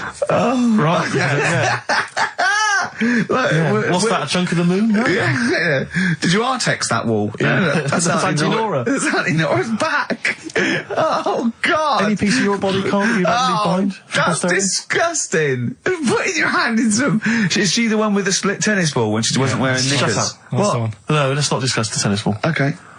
So she used to get you to sort of knead her dough on her back. Oh, God, this is really But bad. like, what would she with her dress or whatever? Or She wore those sort of squid-looking things like, Sorry, what? those squid looking. That's Auntie Nora coupling octopuses. What are you talking about? What do you mean It's she wore... like a nightgown type thing, But but what's squid got to do with it? because it sort of looked like a squid around the edge. Oh, I know, frilly things, yeah. And she just said, I'm aching there. Oh. She was never well. She was never. Do you know what I mean? She's always had something wrong with her. I don't ask her how she is. It's just like she's not going to be all right. Did she have wind when you were sort of neat? It must have been like playing an accordion. Yeah, get a little tune going. Wow. Oh, who's your auntie with the tattoos? That's Hazel. Oh, right, yeah. Let's leave that. Why? Oh, let's Why? not talk about Well, leave it. What have I come across there? What's up with that, Hazel? What's up with that, Hazel? There's nothing wrong with her. What? Just a What? just a lesbian, which is nothing wrong with that. Well, no, but you've made it sound like there is now by not wanting to say it. My auntie's a I lesbian. know what you're saying, though. I know what you're getting at. Just because I call her Uncle Hazel. Play a record. He's from Manchester. Please forgive him. Lizzie, don't believe a word. XFM 104.9. I'm Ricky Gervais, with me, Steve Merchant and Karl Pilkington. Email here from Chris. He said he met a girl in Australia whose boyfriend tattooed her arm with the word psycho, except the spelling was wrong, and she ended up scarred for life with the word physco. Physco. Physco. I mean, a word of warning, if you're going out today to get a tattoo, they're tattooists. Yeah. English is probably not their speciality.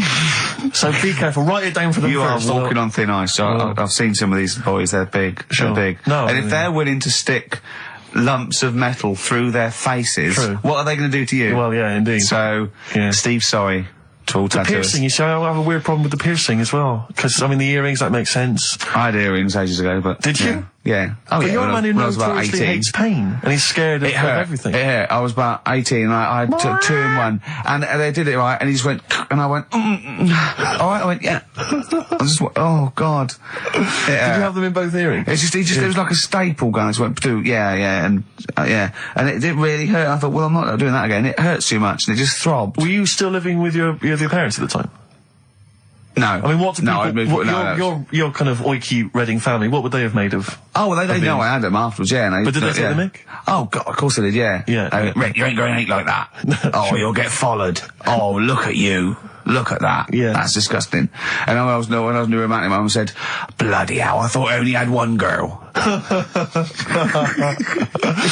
Which is the earring? Because isn't it like one ear is for gay people and one is for straight people? Is that just a myth? Or I don't know. It might be something to do with which ear you had it. Yeah, there probably was sort of like signs for that. Yeah, it's like when you're growing up, I had loads like a white polo neck, right, and a ring on your little finger. That means you're gay. Yeah, yeah. Like you can see him coming. He's just consulting your little chart. Exactly. Hold on, white polo neck. Yeah.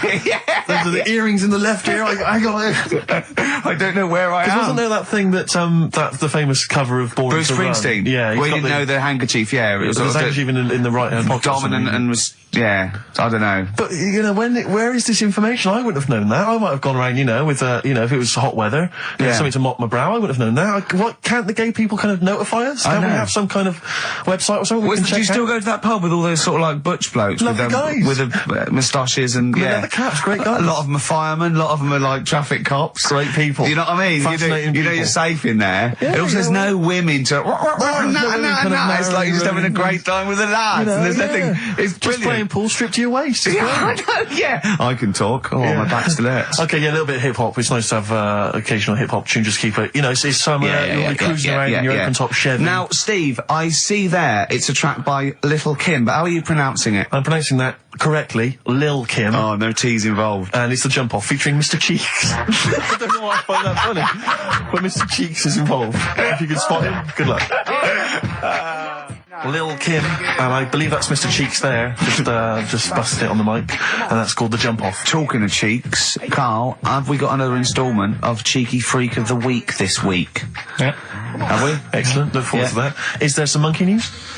Goes without saying. Of course. Does it really? That monkey news is safe, isn't it? It's not like, You're always going home with monkey news. It's there. Yeah. It's like songs of praise on a Sunday. When I came back from holiday, I've been on holiday for a week, and I sort of sat in by the pool and stuff, and I sort of wrote about 40-minute stand-up with my new show, and I was going to Karl, I said, it's great, when you get away, it's sort of like, you're relaxing, you just think clearly. He went, Ian, I know. He said, I was away when I came up with Rockbusters. Yeah, indeed.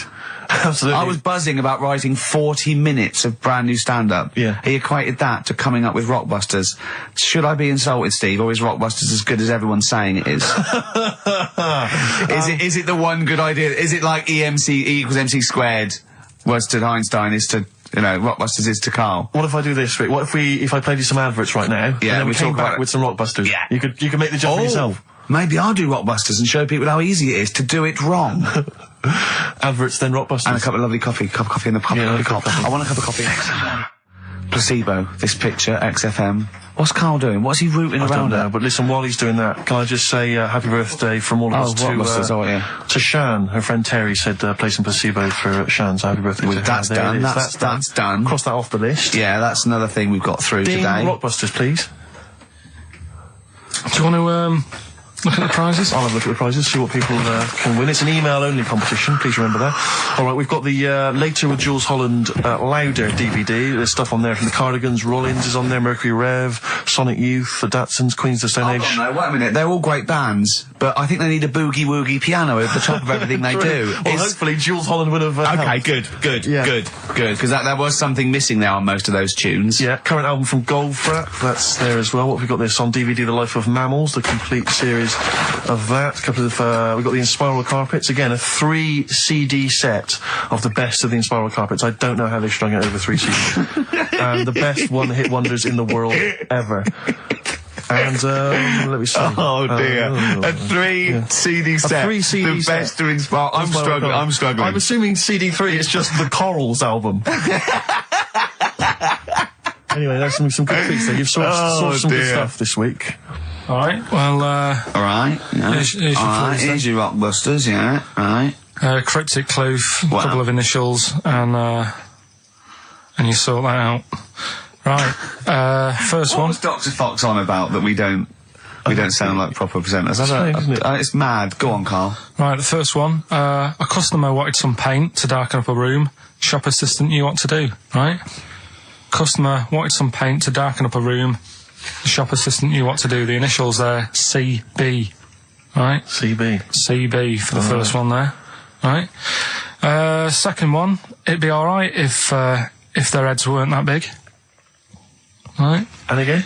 It would be alright if their heads weren't that big. And that's SF. Right? SF? Yeah. And the last one... I know that one. Yeah, go on. And the last one, Chanel have got another perfume out. N-O. Right? Chanel have got another perfume out. N-O. You email in ricky.gervais@xfm.co.uk. That's that done. And those prizes can be yours. Yeah. More music, please. Bit of Bob Marley. Any of these going to annoy me? Oh, I've got to stir it up. Yeah. Brilliant. Are any of these clues going to annoy me this week? No, they're all good. Are they really? Yeah. Right. Alright. Yeah, we'll be the judge of that. Alright. ricky.gervais@xfm.co.uk. Brilliant. Stir it up. Bob Marley on XFM 104.9. Ricky Gervais, Steve Merchant, Karl Pilkington. Wait, did you get up today and just see the great weather and think, do you know what, I'd love to hear some Stir It Up from Bob Marley? Yeah, I did actually. Well, I was going to play it the week before last, before I went away, and we didn't have time. So, Well, we were crammed full of features like this one. have we got a cheeky freak of the week? Do you want one? Yeah. I think we should have a jingle for this. Okay, I've got a jingle. It's very similar to Chimpanzee. Chimpanzee that? Yeah. Well, let's hear it. Okay. Oh, cheeky freak of the week. Brilliant. Yeah, no, I think that's excellent. So, cheeky Okay. freak of the week. You've spotted a freak This is where somewhat, I think, offensively, you pick on someone who's not like other people and say it's your favourite freak of that week. Yeah, I remember we had the woman whose legs looked like the hind legs of a dog. We've had the little fella with the aging disease with a little head playing the piano. That was your favourite. I think that's your probably freak of the year, isn't it? It's a pretty good one. So what's this? Is it a man with a horrendous injury, or is it a congenital birth defect, or what? Yeah, but you put it like that, and now it sounds like I'm being tight. Sounds like I'm being out of order. But I'm just giving him a mention. Just giving him a big shout out. Right? There's quite a lot going on in the freak world. There always is. You've been visiting hospitals the last week, have you, when we were away? No, there was a thing on a website. This isn't even the one that I've picked, so... So this is just a bonus. This is a bonus freak. Please, yeah. Yeah, go on then. This is a free freak, right? It's a fella called the Lobster Man. The Lobster Man, of course. Again, good name, you know what you're going to get. Yeah. What are you going to get? some succulent I meat. like the idea. That the vicar on the christening suggested that. I don't even want to call him Mark. Can I make a suggestion? Yeah. Look at his hands. What's his name? Mark Michael Webster. Right. Right. Yeah. Have you thought about a nickname? Not really. No. Have you looked Have you looked at his hands? Yeah. We don't want to talk about that because Do you know they look a little bit like quite lobsters? well, yeah, but it's quite deformed. It's like, you know, we Can I can't. suggest lobster man? That's terrible, Vicar. That is terrible, Vicar. We're Go on then. We're gonna see. This is what the sort of feature you come up with, Carl. So lobster man. There's probably people listening now with, you know, lobster feet. Right. Lobster hands. So, Squid boy. So lobster man, what does lobster man do? Does he fight crime? not that much. Okay. Apparently he got into a bit of trouble. He was in a restaurant, and this was years ago, by the way. And someone picked him to eat him. No, so apparently the waiter said, "Oh, you shouldn't be sat here. You should be in my pan," or something. Oh dear. And they had a fight, got out of hand, Yeah. Got out of claw.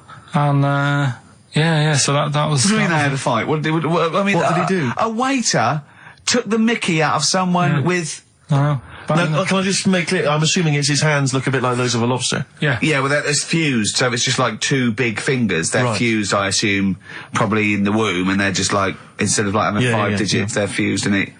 But he can pick stuff up, can't he? Yeah. What does he pick up? He mainly eats crabs and jellyfish, doesn't he? Yeah. Yeah. So he was having a fight with the waiter. He snipped off his nose. Right, so anyway, He just held on to the waiter's bib. Yeah, And the exactly, waiter was yeah. screaming, go and get him off me. Yeah. So anyway, Does but- he eat other lobsters? Does he think he would eat lobster? Or is it kind of...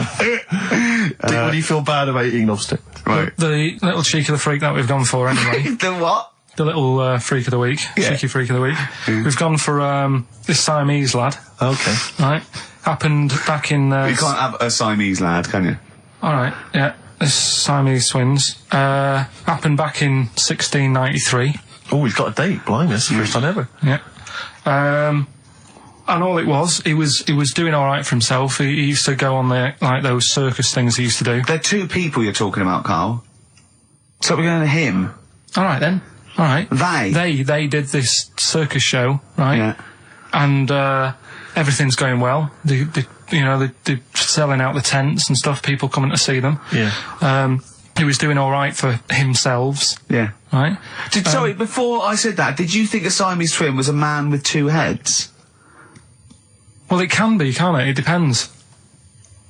There is a There's two man. people, they're conjoined. No, but it depends, doesn't it? The one that I've shown you in that book that time was a fellow with two heads. No, it wasn't. That was a stupid picture in one of your stupid books that he had a growth that looked a little bit like it had a face on it. It wasn't a man with two heads. You're the same sort of people who send potato chips to restaurants and say, doesn't it look like Norman Cook? Yeah. It's not two heads. We'll bin this feature. No! No, They're two people. They're two people. Conjoined twins. Right, so these... They just happen to have a similar taste in clothes. Okay. Anyway, so they were doing all right, and it all went wrong when he crossed the road, got run over. The lad with two heads got run over. That's it. What? How is that cheeky freak of the week? Just because he got my interest, and I kind of thought, why didn't he just look both ways?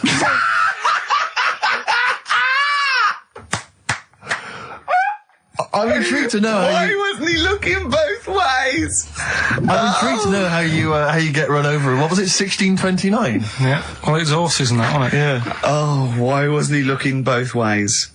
Karl Pilkington, you are a genius. Play a record, you fool. Well done, Carl. More cheeky freak of the week next week. See what's going on. Okay, in the freak world. Universally speaking, Red Hot Chili Peppers on XFM 104.9. So, got a lot of rockbusters coming in. Yeah, all right, actually. People Yeah. obviously seem at long last to have tuned into your wavelength, Carl. Which is, of course, 104.9. Yeah. Thanks very much. Exactly. Yeah. Should we give the clues again, briefly? We just had an email, Actually, to be honest with you, let's not, because we've already had a load of answers. I know, so, yeah. you know, Oh, yeah. if you didn't get it first time round, you don't deserve to win. We had an email saying, because I've got a bad back, Am I squeezing Carl's head? Well, I've already had a little squeeze, didn't I, about half hour ago, didn't I? Yeah. You just got to be careful, because I don't want any strains, so I'd say keep still, whatever happens, and you're right about it, yeah. Could I have a squeeze, just while you're not really kind of capable? He's allowed to squeeze it, isn't he? I've never squeezed it once. Remember, sideways, temples, go quite hard, but not too hard. Yeah. Front to back, go as hard as you like, because that's Alright, well, I'll just have a try now.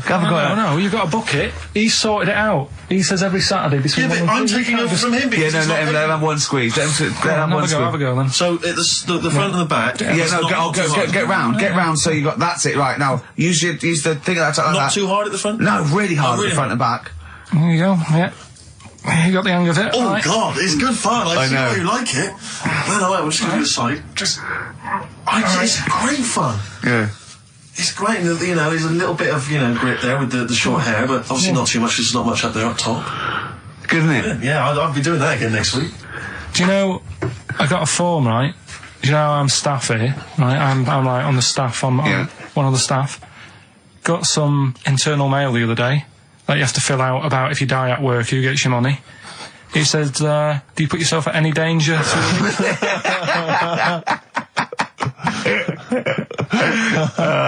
What did you say? Well, I asked Suzanne, I said, does that, It's squeezing, is that in but my leg lock round your ribs that time, and I had to, it was like a little alligator, like a python and an alligator, didn't I? You get quite some... you get a little bit of leverage, you can crush a man's ribs with with mighty legs. Oh, something I want to ask you, Carl. There's that programme on now, I forget what it's called. Is it something like Guess Who's Coming to Dinner? Does that... I did the non-broadcast pilot for that, because my mate was the Phil Belker was producing it, and I did it, And the premise of it is that it's one of those things about, a conversation piece, the ultimate dinner party. I think you can have invite people, 6 guests. Dead, alive, or fictional. And you choose where you want it, and And anyway, I was just intrigued to know what Carl's ultimate dinner party, who would pop round? Any of your cheeky freaks? So what's this? I'm putting on a... You're putting on an imaginary dinner party. Anne Robinson's there. She's got to be there. I said I didn't invite you. She said, well, I'm there anyway. Yeah. So it was actually me, Anne Robinson, and 6 people. Yeah. And I chose people like heroes like Muhammad Ali, Homer Simpson, or stuff like that. James Randi. Yeah. So you could choose anyone. Living or dead, fictional or otherwise. Right. Would it look like a circus from the 18th century? I'll have like a few freaks in there. Like what? Who would you have? Well, the first person I'd have is probably have Elvis. I had Elvis. I chose Elvis. Why would you have Elvis? It's just good, wasn't he? He was good at what he did. Right. But once you'd said that to him, what would the rest of the conversation? I'd say sing us a song. Right, so you make him sing a song? Yeah, he'd be like the entertainment for the night. When he's not on the stage performing, I'd probably have the Elephant Man there. Right. So John Merrick, yeah? Yeah, John Merrick. Okay, I've got Elvis, John... If anyone's out there and, you haven't got anything to do, can you write down everything Carl says from now to a year and send it to me and Steve, because you might want to put it in a book? Yes. Would that be good? Just maybe someone keep a journal of everything Carl does and says. I'm going to try and keep a scrapbook of pictures. Tell you who I would have. Who? Peter Kay. Right. He'd be good, he'd be brilliant. I'd want to be sat next to him, because he's... Well, you're friends with Ricky Gervais, why would you want to... No, but... Do you know what I mean? Yeah, Peter Kay. All right, Peter Kay. Which one? Would you do him as himself or one of his characters he does? Just as he is. Yeah. He's funny. He's a funny man. Yeah. Love him. What else? Probably that fella who lost his arm when he was climbing that mountain. Remember? He had to cut off his few weeks ago. Yeah. Right, why would you have him? I'd just like to have a chat with him and say, what happened there then? Yeah. Well, we know what happened there. He cut his arm off. What would you say? Did it hurt? Yes, it hurt. But I don't think it would hurt. That's one of the questions. What are you talking about? I reckon the shock cancelled any pain out. If you're stuck there with a boulder on your arm, you've probably got bad pins and needles, right? Yeah. With a big rock on your arm. Yeah. And you'd say, right, so how long were you sat there before you said, well, I've got to cut this off? Did you read about it? It was amazing. What do you think the other people would be doing when you were talking about this bloke about cutting his own arm? John Merrick wouldn't mind. Elvis would probably be off his head on something. Elephant Man will be having a couple of buns. I hope Peter Kay didn't make a funny comment. I hope he doesn't make a funny comment. Yeah. Right? Can I just a quick warning? I'll just put bloke with one arm, bloke with... Be careful, Carl, what you serve for dinner. Yeah. Because he's only got the one arm. Yeah. So, you know, certain things. I mean, maybe suggest something you can eat with chopsticks.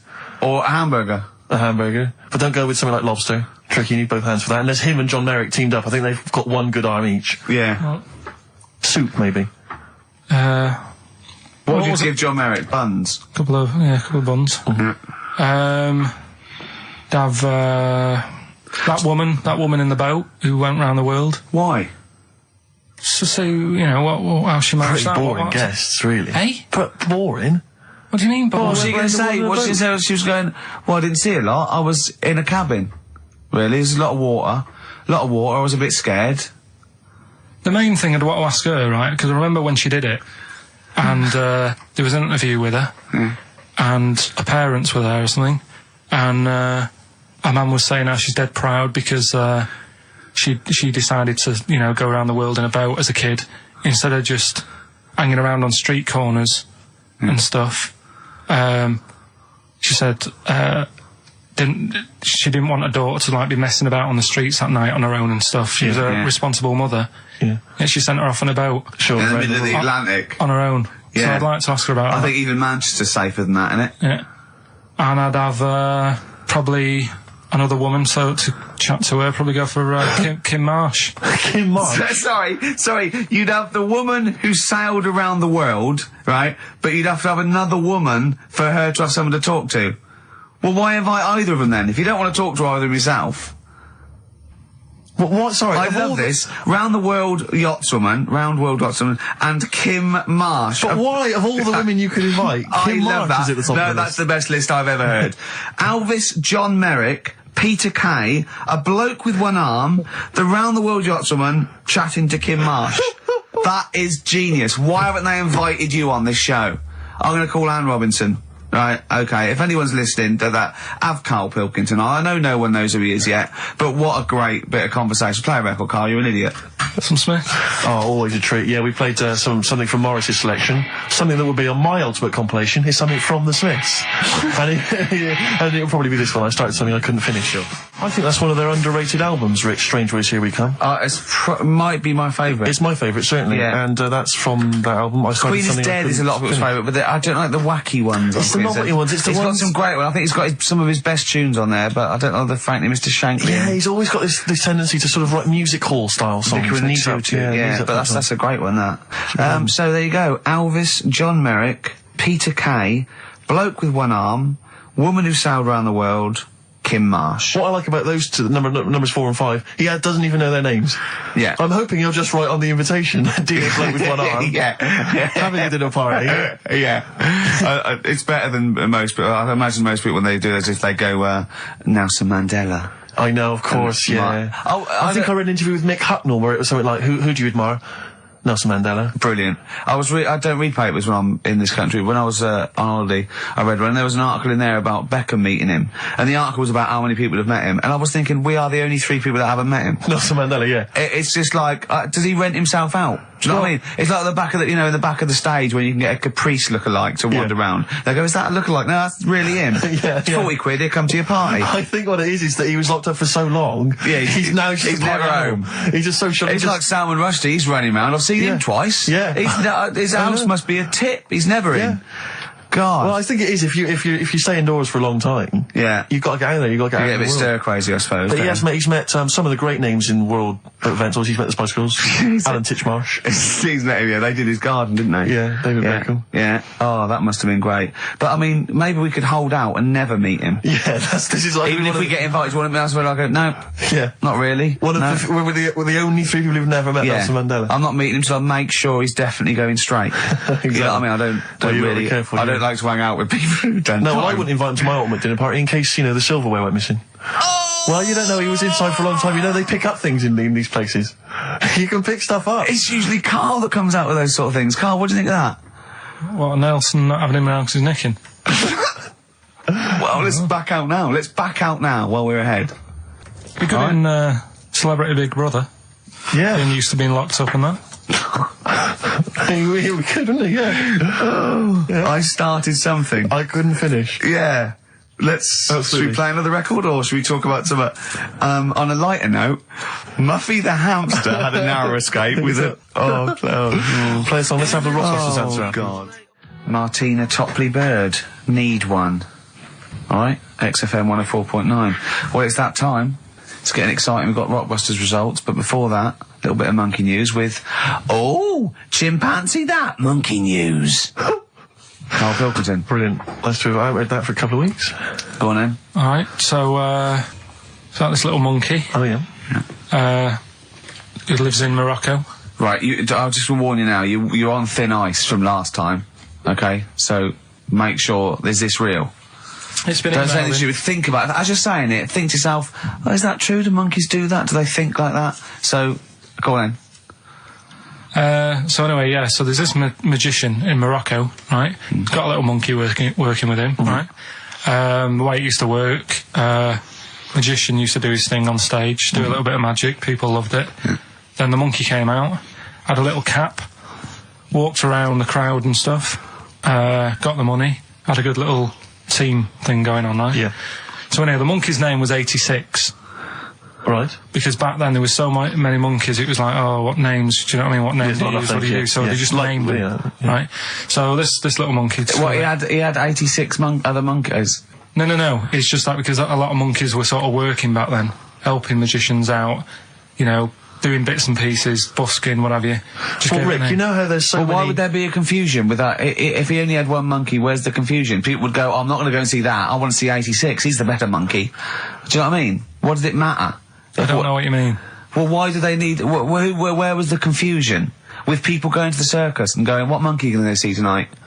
I don't know. It wasn't a billing, was it, with a monkey? But Rick, it's just the same with humans. You know, there's so many humans now that we can't give them names anymore. Yeah, they all exactly. have to have numbers. Exactly, yeah. There's so many humans, you know, with 5 billion people. We can't give them names. It's impossible. But, you know, with a few monkeys anyway, number working... 22, go on. So anyway, there he is. 86. 86. With his hat. With his hat, walking around, getting the money. Yeah. Anyway, the magician sort of, thinking about moving on. Because in Morocco, he'd sort of done all the tourist traps. Sure. So he had a word with the monkey, said, how about we... See? No, let him continue. Think. Let him continue. He didn't have a word with the monkey. Let him continue. So what do you think about going over to Spain? Yes. Sure. So, the monkey was in agreement? So he said, alright, go on then. Right, so they get in the car, and, the magician knew he'd have a bit of a problem on his hands because you're not meant to take monkeys out of the country. Yeah. Right? So he thought, right, what I'll do, I'll get a car, right? Right. Stick the monkey in a boot, right? Get on the boat and hopefully sort of, stick it in some luggage and what have you. Yeah. We'll be over there, we'll be earning big money, everything's going to be great. So the monkey was like, brilliant. So they get in the car, they're on the way to the boat, and pull over at a petrol station. And just before filling it up, he opens up the boot and he goes, "You all right in there?" And it's like, yeah, it's sound. So he leaves the boot open so it can breathe and get a bit of fresh air whilst it's filling up. Goes in to pay the money. Yep. Pays the money, goes, I'm just paying for the... Right, this monkey is not going to drive away in that car, or we're never doing this feature again. Carl, what happens? What's number 86 up to? So... 86. So, That's the ending, isn't it? That's the story. Come on, let Carl finish the story. It better not be. Brilliant. You're going to love it. Right, so he's in the petrol station, and he's going, right, I'll pay for pump 4. And the fella says, what are you talking about? Pump 4, isn't that a monkey? No. Sometimes I use numbers for monkeys, sometimes I use... No, I mean pump 4. Sure. So he says, what are you talking about? There's no car at pump 4. Right. Keep going. Sticks his head out of the door. Yeah. The monkey's giving it some. Went over to Spain on its own. I don't know what to do. Well, hang on, let's just get a couple of the facts right here. Right, what do you mean, couple of the facts, right? There are no facts. So, number 86. Number 86 he drove to Spain. You are, honestly, Carl, you must know. It was an automatic. Right. Carl, you must know that is shit. There is no way a monkey... That's the thing with He gets stopped at customs. Mental. How did he get through customs, Carl? Has he got a passport? No, he was sneaking about because he didn't have a passport. So he parked and then snuck through. Do you want the facts? Let me see it. Right, I'll examine this, Rick, and we'll play a record. Play a record, because I can't... That's nearly as bad as the armed robbery. Right, go on. Yep. Play a record. Better Suede. Yeah, Stay Together. My favourite. One of 86's favourites. Yeah, brilliant. My favourite Suede track. Stay Together. XFM. Well, nearly time to go. But before we do, a little bit of Rockbuster results. Just checking some of the answers, Rick, and it seems that an awful lot of people have got it right. Go on then. Tell us them again then. Remind us of them before you give us the answers. Alright, Rockbusters number 1 was like this. It was a customer... We're stopping Monkey News, by the way, until you start getting some credible ones. Because that's it's ridiculous. It's not true. No, it seems mad. But no, it's from the internet again. So anyone can go online, download that story. It's insubstantial. It's get ones from journals or where the source is quoted. Okay, or we're not interested. Or we're not. Well, you don't. Okay. So same with on thin ice. We've pulled this once. We've pulled Rockbuster. We suspended it once, and you came back again. So it's. Do you know what I mean? So go on then. Right, so Rockbusters number 1 was about a customer who wanted some paint, wanted to darken up a room. The shop assistant knew what to do. What did she do? The initials were CB. Sell her black. Right?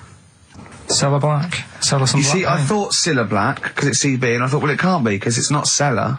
It's not Sell Her Black. Cryptic, it's cryptic though, isn't it? No, cryptic doesn't mean it's wrong.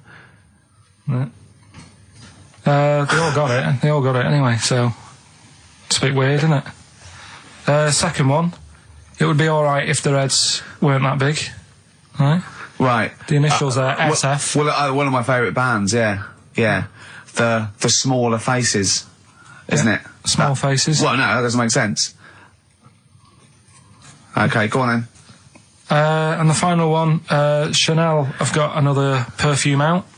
Right. I'll just say we've had an email from one of our listeners who said if this turns out to be New Order, he's never listening to XFM again. What's the clue again? Chanel I've got another perfume out. New odour. Right, well that's another listener gone.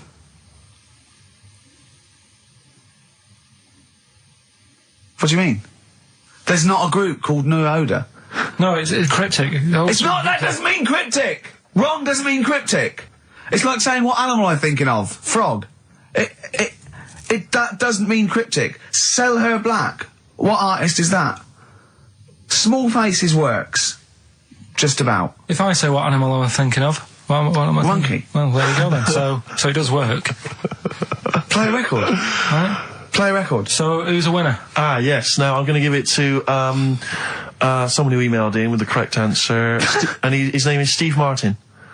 Really? And I'm giving I don't know if you've noticed over the last few weeks, I've been given the prize to people with just a kooky element to them, you know, if they've got people to start sending their name in, like Barry Bumpfroyd. Well, don't worry, because I can spot if it's a fake comedy name. What was that last one we laughed at? I can't remember what it was. I think it was Gerald something. Yeah, it was. It was just like Gerald Smethurst or something. What's it? Preston? Gerald Preston. Why is that a funny name? Jerry Preston, a great guy, but Gerald Preston, we laughed at that. He caught my attention. So this week, Steve Martin's caught my attention. Right. Yeah. When was the last time Steve Martin made you laugh? This Steve Martin? Dickers hasn't been... Yeah, we've had no correspondence from Dickie Anderson for some time, which saddens me. Little Dickmeister General, what is he doing out there? Has he got... What, he's got something better to do? Ridiculous. Pathetic, right, well, that's the end, We've got the last song, so is there anything it's the end of Rockbusters, and it's the end of Monkey News. Monkey News will give you one more go for it, and it's got to be credible, it's got to be real, it's got to be true. We need to see your sources, it needs to be incorporated. Okay. Rockbusters, they've got to be real band names. New Odour. New Odour. New Odour. Just anything. Just brilliant. Well done to Steve, he got them all. So is that it then? Yeah. Brilliant. Well, cheers. I've enjoyed that. I hope your back's better, Rick. Yeah. And, Carl, I hope you buck up your ideas. Your brain's better. Yeah. Got something interesting about a brain, we can talk about it next week. No, tell it now. No, I'll quickly, what is it? No, we'll leave it. Oh, well, that's a hook. Like, people will be going for a week. Oh, I wonder what things are a Carl's brain. Was it a brain that drove a motorbike across to Switzerland? You've heard it. Good news, Steve. Got some here.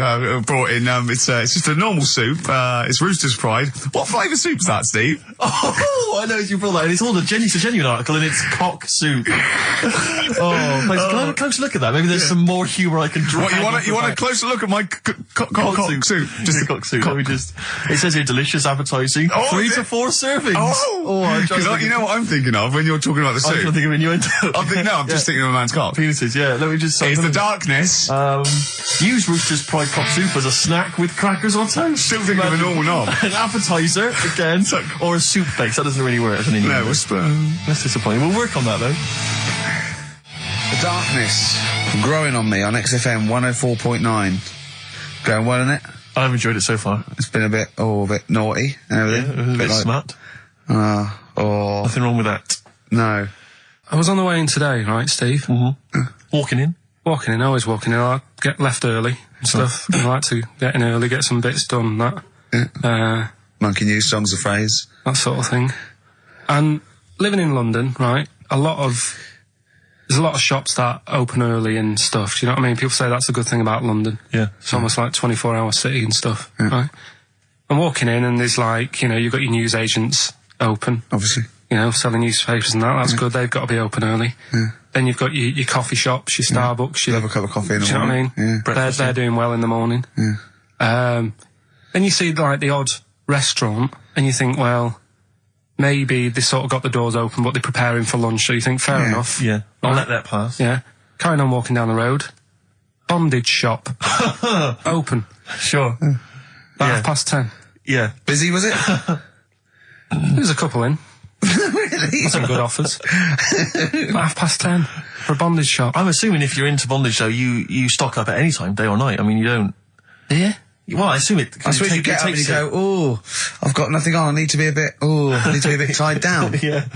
I need some rope. These clothes are too baggy. I need more belts. God. I need more straps. Yeah. Get some rubber on my face. Weird, though, isn't it? What were you doing in there? So, just having a browse.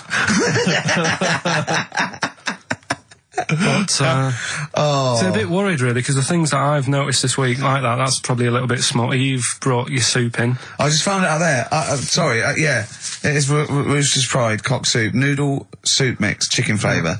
But I mean, do they not know that is obviously just going to be used on the Graham Norton show and Chris Tarrant when he's doing his show abroad? Yeah. I mean, do you know what I mean? How could they call it cock soup in this day and age? Don't keep saying it.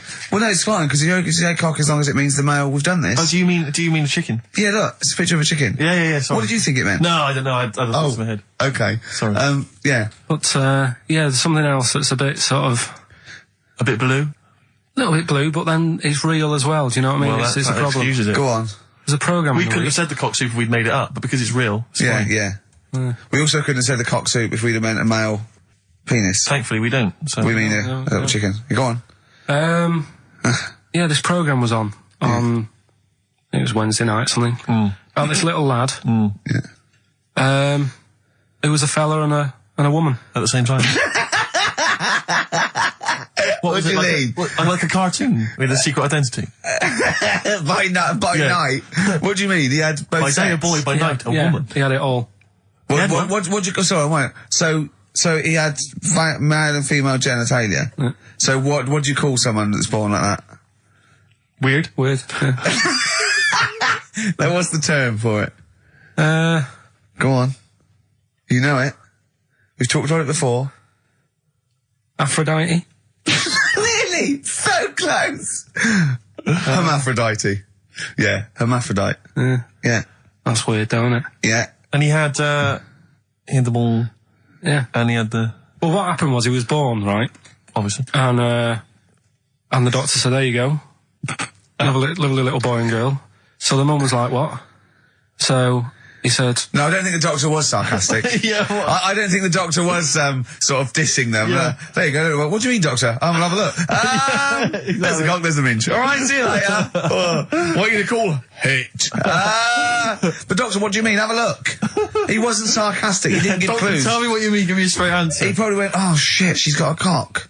He didn't go, He wasn't sarky to the parents. No, Anyway. but I'm just getting across. Do you know what I mean? I always had a little bit just to. Yeah, I know you spice do. it Yeah. up, You should spice be it a up. newsreader. Be brilliant. So there's a little kid lying there, Yeah. and the mum says, you know, what am I going to do then?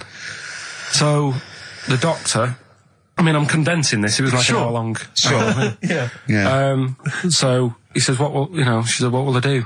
And the doctor said, well, he's not sort of well hung, Right. Oh, so he's better. not sort of well on.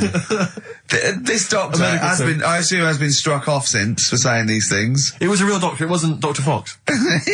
Yeah.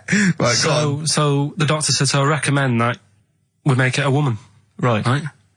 So they sort of do a little bit of, Jiggery pokery. a little bit of work. And I don't think that's true, Carl. no, it is. It was on the programme. But I think they can tell really what they were meant to be from their chromosomes, can't they? They can tell whether they're X, Y, Y, or Yeah, X. not just, it's not It's very just- well hung. No, I Yeah. tell you what, because back then, when this was going Yeah, on, no, right, I'm just thinking they might not have had the doctors then thought if you had a kid, right, and you thought, it's a bit ugly, maybe it'll have a better life if it was a fella. If it was a girl and it's a bit ugly and you think it's going to get a hard time. Right, don't talk shite. What? What? That a doctor would go, right, you've had a young girl. I'll tell you what, she's a pig, let's pop a cock on her. Don't No, talk I'm not saying, shite. I'm not saying that. What I'm saying is, say if you have like I say, a girl. I just think it's harder if a girl's ugly and Yeah. she's growing up. Yeah. She has a harder time. Yeah. Don't you agree with that? If Possibly, but you don't change someone when No, yeah. you don't change their gender no, because they're I'm a just bit of a saying minger. what I'm saying is the Elephant Man would have had a harder time if it was Elephant Woman. Is what I'm saying. But listen to me, listen. What the doctor was saying is, if you get a baby before it's 2, Yeah. back then they thought you could sort of say, well, instead of giving it a go-kart, give it dolls to play with. Right, back when? What are we talking about? The Middle Ages? We put a song on, come back to this. Yeah, it's Bruce Springsteen, Atlantic City. Bruce Springsteen, Atlantic City, on XFM 104.9. Okay, look, have another go, Carl. What were you saying? As an hermaphrodite, yeah, he was born both sets. The doctor said he's not well hung, let's lose that. Let's get rid of that. Let's make it it a into a woman. girl. Okay. I'm with you so far, go on then. So, anyway, gets away with it a little bit in the early years. Right. Starts going to school, gets away with it a little bit, Sure. right? But then, do you know when you get to that age and your head goes all funny? Like when you're a teenager and you sort of, I don't know, your skull goes. Mine never did. What are you talking about? No. What That's do you sort mean of your head goes all teenage funny? years when you look a bit odd. Do you know what I mean? You go from being quite a good-looking person and then your body starts growing. A different rate, so Yeah, you never know you never know till 21 whether you're going to be a looker or not, or whether it's just. Yeah. I know. Right. Go on. Yeah, I'm still waiting. So, Your head grew outwards at exactly the same rate, didn't it? That's why it's Your spherical. head grew faster than your hair. He's got a lovely head of hair, but Exactly. just below the skull. Yeah. He's got a little afro in there, Yeah. but it just couldn't get through the follicles. It couldn't catch up the skull. Expanding. Oh, bless him. Oh, come on, Baldy. but the thing is, right, so you see these pictures of the lad stroke woman Yeah.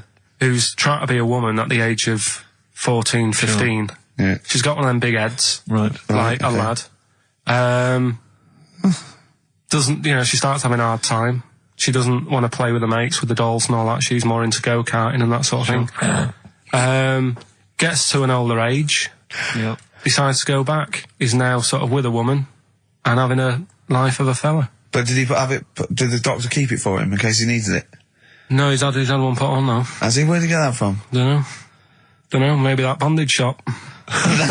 What do they do when they do that? Do they put on what do they do? Maybe someone could call in and tell us.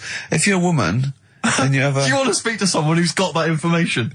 Yeah, I do want to know. What do If they you've use got it that information, I don't want to talk to do them. they construct one? Do they construct it? From plasticine. Or do they whack on a dead one? What? What? Whack on a dead one? Yeah. What? What? That's not, it's not, what do you mean? No. When a woman has a knob put on Yeah. to have a sex change, where do they get it from? Is it constructed? Do they find I don't know. From a donor. A donut? From a donor. Oh, well, yeah. A donor? A What? donor, yeah.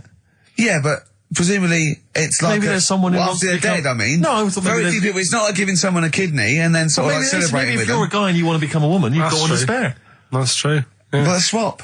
Yeah, just do a little swap, probably on the internet or something. Or Noel Edmonds What do you mean? on Swap Shop. He's not a man. No, but he could go, we got a fella here who, got a lovely, nearly new, unused penis. Wants, Yeah, Keith Chegwin out in wants- kind of Bognor Regis. wants a couple of tits in the fanny for that, so, call in. It reminds me of the, do you remember the John Wayne Bobbitt story? Which Yeah. it's always seemed odd to me. I never really kind of got all the information. Do you remember that one, Carl, where the woman cut off her husband's penis because When he was adulterous or sleeping. something? I think he was sleeping, and she drove off.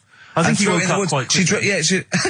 Yeah, that's so much better than the Exactly, alarm than the clock, alarm innit? call, yeah. And she threw it off. She threw it out of the car window. into the woods, Yeah. and he went and found it. Yeah. But imagine if he'd got to the hospital and they'd sewn it back on, and he'd gone, "That's bigger than I remember." I'm not sure this is mine. How many of you got us where we dump all the knobs? We dump all the That's knobs where- out there. Yeah. That That was an extraordinary story. And then, bizarrely, he became a porn star. yeah. Yeah. Very strange life that man's had. Well, it is a bit of a shock to the system, isn't it? Oh, cutting your knob off. I know. Do you remember that French bloke, the performance artist of about 1910? Do you remember him? No. He, as a performance art, he had it in a theatre, he cut his knob off to a crowd of people. Now, What? That's only a one-night trick, though, isn't it? Exactly. But what if there had been a bang outside? They went and encore. He went, what? Yeah, or they looked outside because a car backfired. He Yeah. went, did you see that? I go, what? I go, just cut my... Did you? Yeah. Think of that. Sacre bleu. I know. French are funny, aren't they? Cutting your knob off for your art. Weird, isn't it? Longview. Further on XFM 104.9. As we're having so much fun with penises, Yeah. I thought perhaps I should just mention... That's a slogan. We should just mention this story, briefly. It's in the paper today. A Russian is selling what he claims is Hitler's mummified penis for £12,000. Yeah. Ivan Zadurprov says his ex-Red Army soldier dad hacked it off as a souvenir after storming the tyrant's Berlin bunker after his suicide in 1945. Yeah. Not... You Why convinced? did he wait till now? Yeah. He's found out that, that might get a bit of £12,000. £12,000. Which doesn't seem a great deal. Doesn't seem a great deal of money, really. Well, it's useless, isn't it? True. You're not going to be able to use it. It's not going to be able to... It's not going to be a donor. Imagine that if you walked round... Yeah. You'll never... Making love to a girl, you'll never believe who this is. yeah. You never believe who's doing you, love. Exactly. This is going to freak you out. This is, just relax. Exactly. Okay, sit down now. Was I that got a all right? little surprise for It was you. brilliant, yeah, so you enjoyed it. Yeah. Right. Are Did you you know a fan of the Third Reich? Exactly. Well, no, awful racist. Okay, let's go a different tack. Yeah. You did like the sex. I love the sex. Okay, then. Yeah, it's not going to be Hitler's knob, is it? But I like the idea that, I mean, you're a you're in the Red Army. Yeah. You've just stormed Berlin. Yeah. 1945. You crash into the bunker. You've gone through terrible Terrible. how you've lost 20 million comrades. Unbelievable. Oppression It's been everywhere. going on for years. You're in there, you see the man. Here he is. He's dead. He's dead. The figurehead and leader of one of the most despicable, You turn to your friends, there's a tear in your eye. Yeah. And your immediate thought is, I ought to chop off his todger. Yeah. Yeah. Well, no, I said Bagsy. I said Bagsy is Winkle. I said Bagsy is Winkle outside. Whoever it was. Yeah, I didn't know it was going to be Hitler. Brilliant. It's just, I can't, it just doesn't make sense. It's ludicrous. It's ludicrous. And I don't know how is he expecting to prove this? Because I want some proof. Well, I think that's why he said that. He probably started off with, I've got Hitler's face. And they went, brilliant. Oh, let's have a look at it. What do you mean let's have a look? Well, just check Hitler's face. 'Cause obviously I know what he looks like. Oh, yeah. No, it's not. Yeah, you know what no, it's not his face. What wouldn't you know what it looked like? Well, I mean, no one's ever seen his genitals. That's what I've got. Yeah. I've got his. It's got a little swastika on it. Is that proof, is it? Yeah, little Have you got tattoo. his ball? Well, no, the Albert Hall's got one, his mother's got the other, so I don't know. See, the Albert Hall, I would have thought, would probably be paying that £12,000 because apparently they've already got his ball. Yeah, they got one of his balls. They got one of his balls in the they Albert just Hall. His need- mother's got the other. Yeah. But if they got the Todger If as they well, can track down the one his mother's got, they would have a complete set of Hitler's. I'm just hoping it doesn't fall into the hands of some kind of crazed genetic scientist. What, I could clone it from his knob? Could clone Hitler. Back to, I don't even want to think about the future if that's the sort of way we're going. Exactly. If that's the sort of way we're going, Carl, I'd rather not know about it. What do you make of it, Carl? Weird, isn't it? It is weird. I mean, I don't want to go on for this too long. We've probably got about a minute left for the first half hour, and I reckon should can this sort of... What, 30 minutes of genital talk? But That's enough just on a quickly, Saturday afternoon? Go there's on. one in a museum, I think it's like that London Museum. What? One what? Well, do you know like how people are buying weird stuff and that to put in museums? Yeah. There's this device that, I mean, think about it, years and years ago they used to torture people, didn't they? Yeah. Really badly. And the device Yeah, that there's, they've got... there's no real good torture, but go on, I see your point. Yeah, but this device, right, think about it, you've done something really bad years ago, Yeah. right, and you're thinking, oh, what are they going to do? Do you know what I mean? Could do anything here, it could be the end for me. The device they've got is this thing that you put on your bits, as a fella, and it's sort of metal, so it means you can't sort of, you know, get excited. It puts a stop to you, sort of... That wasn't a torture device. I think it was a Victorian thing to stop adolescent boys wanking. They used to have things like wrist things as well with, like, spikes on them. It's not a torture device. Isn't that? Well, not really. Imagine that being captured by No, I was right, gonna you're say, I never was going to get gonna hard say. on again. All right. Not really a torture device, is it? And there wasn't that many nice-looking women wandering about anyway about then, was there?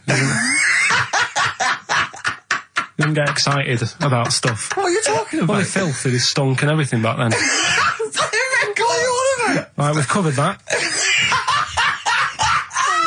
No more of that talk now, right? Let's move on. Filthy, stunk All and Victorian everything. women, filthy and stinky. Yeah. Oh, dear. Bit of Rolling Stones Yeah, and then let's set go up for the it. old songs of phrase. Yeah. Yeah. Stones, Beast of Burden. We've not played it before. It's an absolute gem. You're saying that a bit, sort of a bit gay? No. Is that what you're saying? No, but what was... Suzanne accused me of that in the week. Why? For being a bit gay. She said, I'm sure you're gay. Why? Just because I was moaning about stuff. She said, oh, you're a drama queen.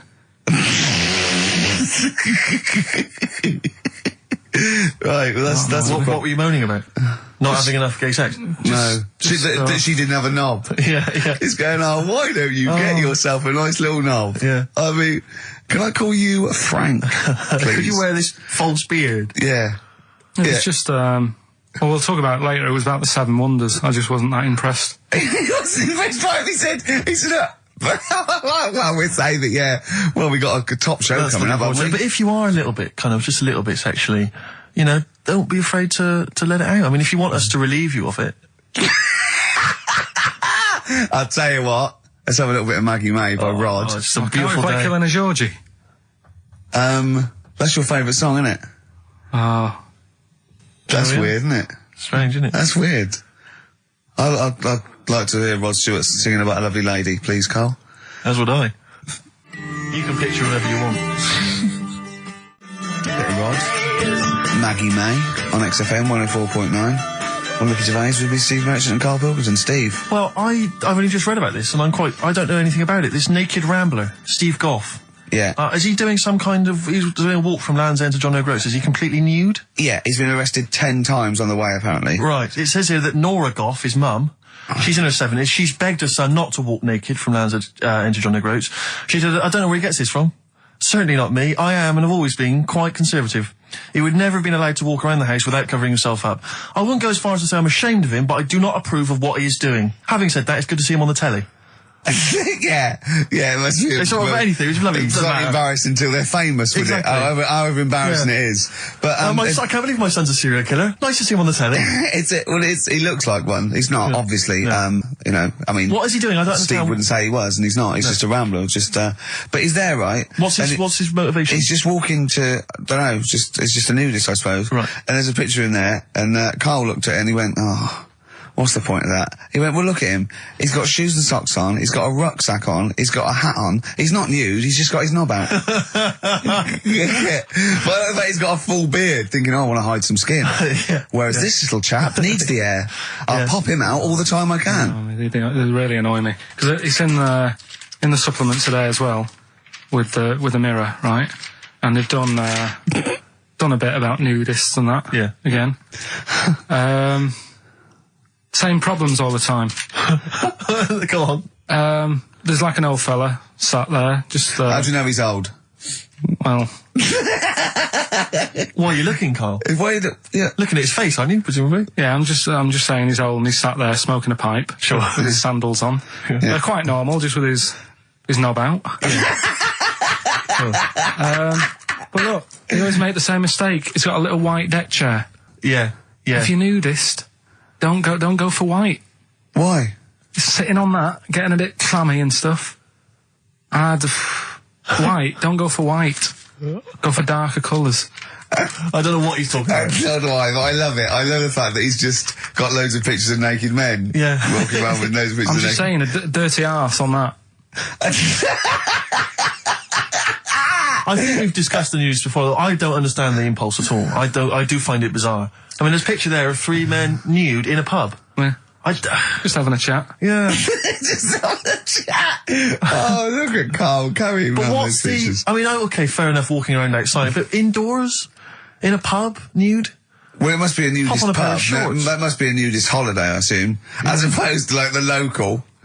There is, though, isn't there? There was a thing in Bazaar magazine the other week where there was a picture of some people. They've got an airline of their own now. What, nudists? Nudes. Nude airline? So you can get on there. And your holiday starts as soon as you get on. Sure. And, but what's the point? Well, I'd be worried just about banging against things. You know. so to speak. Yeah, my shoes and things. Or spilling the when the waitress comes along. The aerosol and might she spill hot coffee? Yeah, that's a good point. Would she have to be nude? Would the stewardesses have to be nude? I don't know. But that bit as well, where they walk down the aisle and they have to check if you've buckled up. Yeah. She's like, excuse me, miss, can you just... And over 50s, it's always over 50s. Right, yeah. So it'd be an old woman on the plane. Yeah, yeah. It'd be like, can you just lift your tit up so I can see the belt? Yeah. Yeah. Oh, God! Yeah. Oh, Imagine dear. if you've got to go into the crash position. Oh, God, yeah. You know? The last thing you see is your John Thomas. John Thomas. As you go crashing into a mountain. Terrifying. And then what if you've got to abandon ship? I know. Well, how would they explain that? Yeah. Go onto an island. Exactly. All right. Or being picked up by, a passing ship. Yeah. Carl, you notice they also play volleyball a lot, don't they? Yeah, I mean, you've always mentioned that, but I Yeah. thought you were joking, but they love it. Yeah. They said that's what they do. They get to this special holiday That camp. can only be... Either they got the idea from sort of like Carry On Camping or Benny Hill, or they actually like it jiggling around as much as possible. Yeah. But is that safe? Well, I assume so. You play volleyball with trousers on, don't you? I wouldn't have Yeah, thought... but there's a bit of support there. I mean, I was watching athletics, right, the other week. Yeah. Right? And I was watching it because there's a lad who I went to school with. He's like winning gold medals and everything now in the Olympics and stuff, right? So I was looking out for him. Now, if you went to school with him, I'm assuming he's got 3 legs or something? No, he's normal. just a regular guy? He used to push me on my go-kart, and so I feel like You've I was trained him, there from the start, training him up a bit. Yeah. And watching the programme, and there was swimming in it, and I was watching that for a bit, getting a bit annoyed, because that butterfly stroke, Yeah. I don't know why they do that. No, nor do I. It's just hard work. It doesn't make you go any faster than, let's say, that stroke. The crawl. Yeah, don't do that. That stroke on radio doesn't work. The crawl, yeah. So I was watching that, thinking, that's annoying. Yeah. And then they got onto the running bit, and my mate's in this race. Yeah. Now, they do the side shot, don't they? So you can see who's in the lead. Sure. And then they do that front shot, where it's absolutely pointless. The only reason to do the front shot, I think, is to keep women interested. Because you can basically see his tackle going from left to right, being battered all over the place.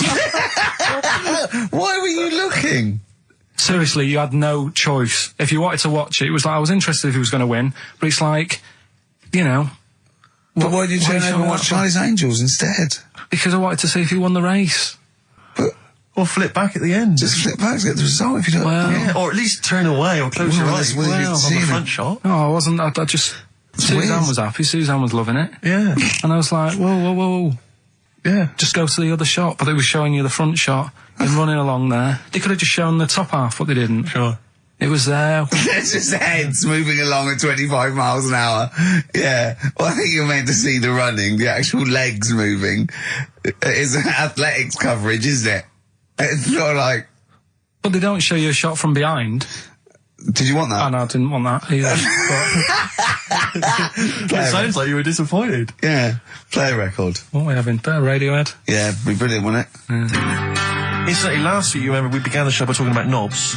Yeah. I think we've got a bit more knob news this week. Is knobs coming up, is it? Knob news is on the After way. Radiohead, more cock.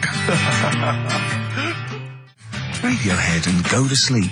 That's not to you. Please don't go to sleep. We've got another hour and 35 minutes of fun chat and great, great music on XFM 104.9. I'm Ricky Gervais, with me Steve Merchant and Karl Pilkington.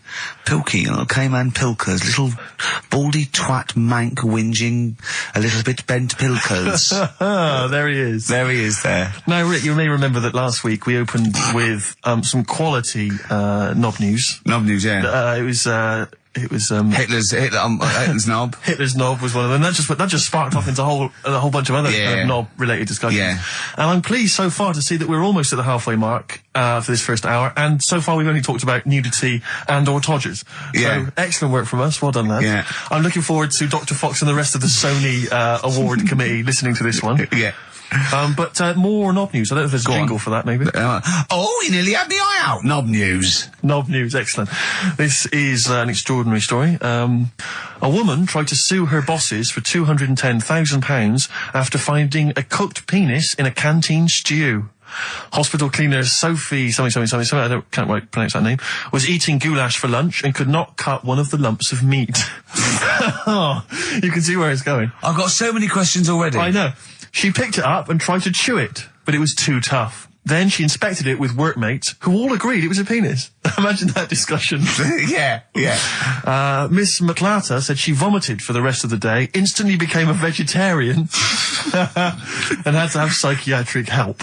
It's not known whether the organ was from a human. The case continues. Well, it can be found out, so that's one thing. Obviously, the doctors aren't confused. They're not going, I don't know, I've never seen one like it. Yeah. Also, why is she eating goulash? I know. I mean, that's my first question. Why?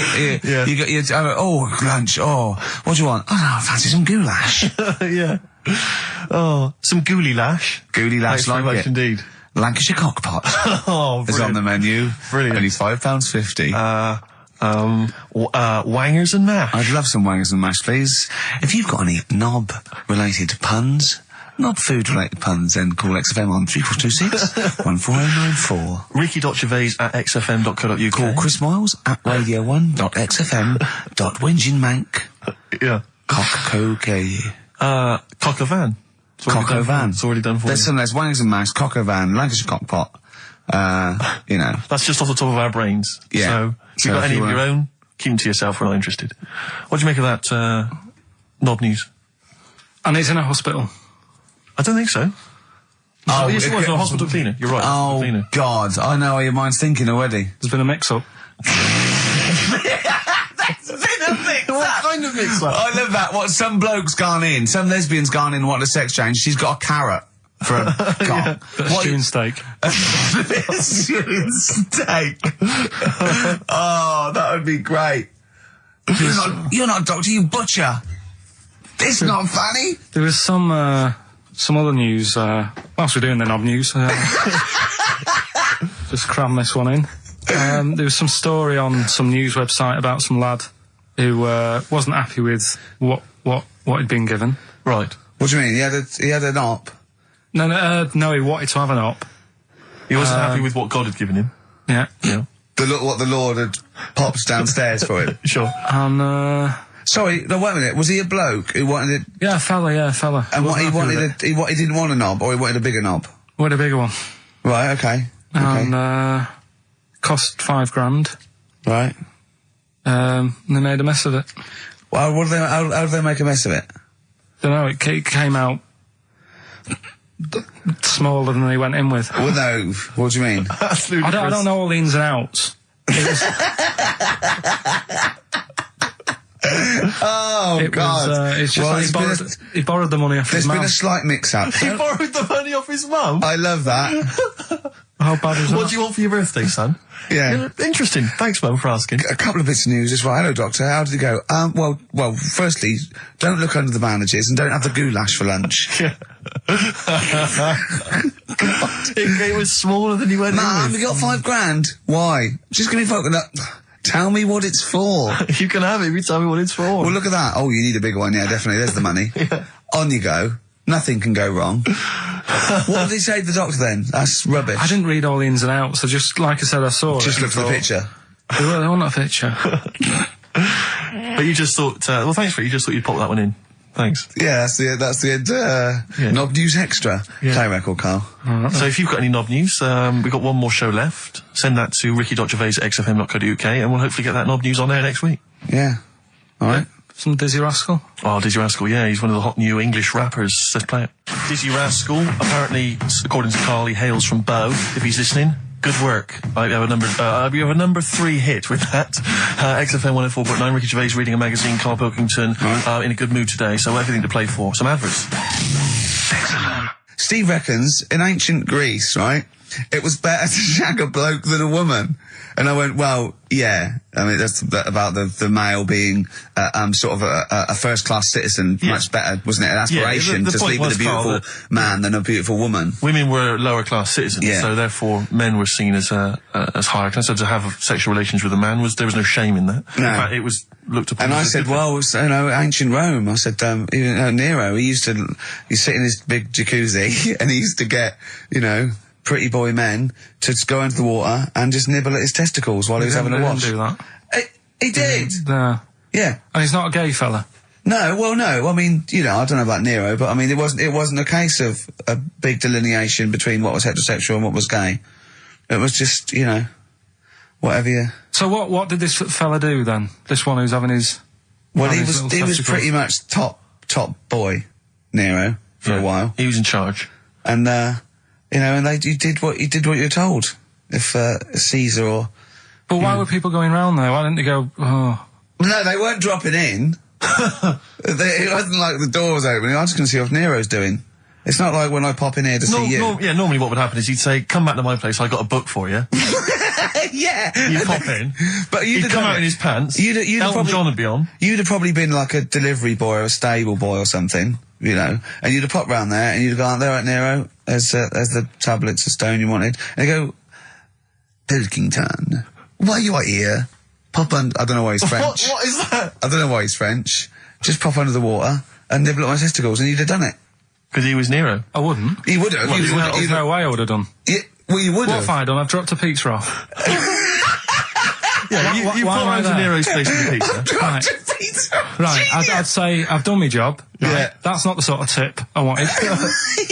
No, he'd have said, get the little baldy chap to nibble at my testicles, and you'd have done the water. I wouldn't have done it. No, Well, you might me head on the you wall. hadn't done it, right. I wouldn't have done it. Can I just say this, Steve? Not only would you be nibbling his testicles, you'd have been going mad. You'd have been noshing him just for extra. You'd have been doing everything he wanted. You'd have been going, he'd have gone, I didn't ask you to do that. You'd have been going mental. They'd have been chewing, slurping, smacking, poking. You'd have chopped, you'd have gnawed his packet off. You'd think you're eating Walker's crisps. There'd be bubbles, there'd be it'd be horrible. The Beatles from the soundtrack to The Yellow Submarine, actually, and that's Hey Bulldog. On XFM 104.9, our last show, maybe. Me, Ricky, Steve, and little Carl. All right, Carl?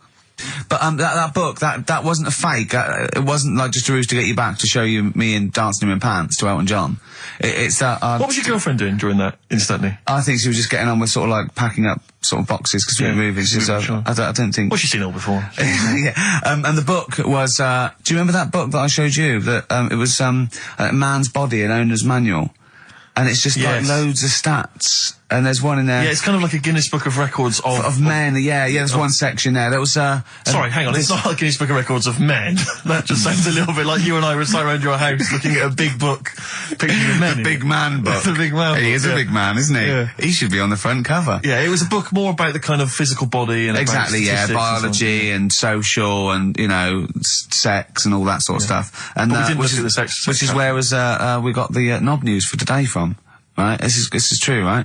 I read that you'll have someone's eye out. Knob news. Then you've got the jingle. Yeah. I read that the smallest ever functioning penis, right, was under 3/4 of an inch when erect. Extraordinary. That is bad luck, isn't it? And it's a micro penis, so it's perfectly scaled down. Just a little look at Carl's face.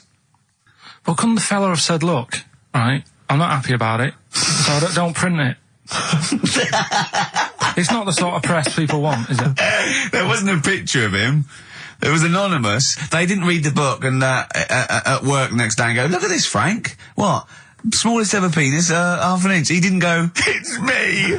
He just went, yeah, loser. Yeah. You know what I mean? Anyway, let's have a shower. I'm alright. I'm alright. He must have had to have a little jod with a pair of tweezers. Yeah, presumably. Because you couldn't even get a fist. I mean, No. that is bad luck, isn't it? Was he a good-looking fella? What would you do, right, if he invited you round and said, right, and he was like the king, right, and he went, oh, Carl, can you just go in there and just nibble at it? And you've gone under the water, and you're just about to nibble at it, and you come up and you go, that's tiny. Would you be disappointed or relieved? Right, well, that wouldn't happen. No! Carl, I'm saying if it did, would you be disappointed? Would you go, oh, that, I can't even get, I don't know where to start with that? Or would you go, oh, thank God it's not a big one? You've got to remember that he's the emperor. So you've got to do what he says or he'll have you killed. What would you do? Would you go, oh, I lovely set of tackle, or, oh, it's not as big as I wanted, or would you secretly think, I'm glad it's not big because I didn't want to, because I'm not that guy? I'm not even gonna think about it, because I wouldn't do it. I know I wouldn't do it, even back then. Even back then? What do you mean? Even Well, when What? When was Nero at it? What? Well, the Roman Empire was sort of like 2000. Well, it stretched up for to years. about, yeah. So, It's a long time ago. Yeah, I wouldn't do it. You'd have to. I always remember, we're still doing Knob News? Yeah. Just, It's just Knob some News news extra. Knob News Extra, excellent. well, I didn't do that well at school and that, right? But we had biology. Mm-hmm. And I didn't take much of it in, but there was one day when it was about, Knob News and stuff. Sure. And it was all about how, blood, is what makes... Engorges Yeah. the erectile tissue. Sure. Yeah, it was all about that. And there's this girl in our class called Paula, right? We were sat there watching it, and she fainted. You just heard her go, oh! And she hit the floor, right? Because we were all sat on top of the desk watching this. Right, I wasn't that interested in that. No. I wasn't looking at it and that. But Paula, right, she fell over. And the funny thing was, right? What was it, a video? Yeah, a video of like this blood Yeah. doing the business to this fella's member, right? And she fell over, like, and everyone's like, oh, what's up with her? And the teacher was trying to, like, wake her up and give her water and that. And it was really weird, because then the nurse came in, and yet this video was still playing. And the nurse came in, what happened while you seen this? Yeah. And you could hear, like, then it was going on to, like, sex education on the video. It was all done from start to finish. What happens, da-da-da-da, and by the end, and she was still out cold by the time it got to, like, and then they had a baby. Yeah. Yeah. Right? And that just reminded me of it. It then. seems to me that was her sex education class. She fainted when the penis got erect, and when she woke up, a baby was born. That's probably what she thinks happens. She's wandering around now. And the whole class just missed out a bit because they saw if someone she's ever faint. with a bloke and he gets an erection, she just goes, oh, no, Well, that's get it. She was a bit of a class tart, really. That's why everyone was like, what's up with her? Carl. No, but she was. Everyone was like, what's up with her? It's not as if she's not seen it before. But just reminded me then. Weird. But anyway, yeah, so I wouldn't He was going to be loving it. Anyway, He'd yeah, be well, down let's there. leave Nero aside. Yeah. The other thing in this, should we play a record and come back? Yeah. There's another Yeah. interesting fact. There is some extraordinary facts in that. Yeah, well, more facts. We're running over. It won't be knob news. There'll be all different types of news. Alright. Good show, though? Enjoying the last show? Yeah, it's alright, and, I hope it gets better because, Telegraph are listening today. The Telegraph, the paper? Yeah. Are they? Why did you say that? Just, Jenny, the PR woman, said to me yesterday, she said, do some good topics and that, so you don't have to worry there. What they phoned up to say, hello, it's Telegraph here, we'll be listening tomorrow. I don't know what they're doing. Are they doing a review of it or something? I don't know. Why would they do that? There's no reason to. I'm a bit... why didn't you mention this earlier? So the Telegraph have said, why would they call up to say we'll be listening? It's a free country. Because they said they'll be listening, but also, can you make sure you record it? Because if we can't listen to it because of the pirate stations that are on at the weekend, because it affects our signal and stuff. Whoever's listening must listen and know there's a problem with pirates, and they said, can you... Well, they're probably just doing a feature about radio shows or something then. They're going to tear us to shreds. They're gonna. I mean, listen to seriously, the drivel we've talked today. I mean, what are they going to make of it? That's a broadsheet newspaper. I think I know what Monday's headline's going to be. I don't think it's going to be like, they're going to forget about the power cuts. It's not going to be about, the inquiry or terrorism or anything. It's going to be no more to knob news. Yeah. It's going to, they're going to love that. I mean, I have a little bit of self-respect. And if I'd known a quality newspaper was going to be listening, I wouldn't have turned up today. Because I'm an award winner, and I'm a respected television writer. And I've, won awards, sort of classy. Don't worry though, and don't worry. What have we talked about? Knobs. We've had the worst quiz on radio. We've had you trying to explain relativity. You didn't even understand what that word meant. You just mentioned there about sort of no knickers and that. Is this going to be your Auntie Nora? No. Right. It's just, like the last flat that I lived in, I always had a good view across the road, and I could see, it was the hairy... There was the hairy Chinese not kid. hairy Chinese kid, he was just a Chinese kid, actually. Yeah. Running Because about. that's rare, isn't it? Hairy Chinese kids are very rare, isn't it? Yeah. There's only one official sighting, isn't there? In one of those shit little magazines that you buy. He was running around in his underpants.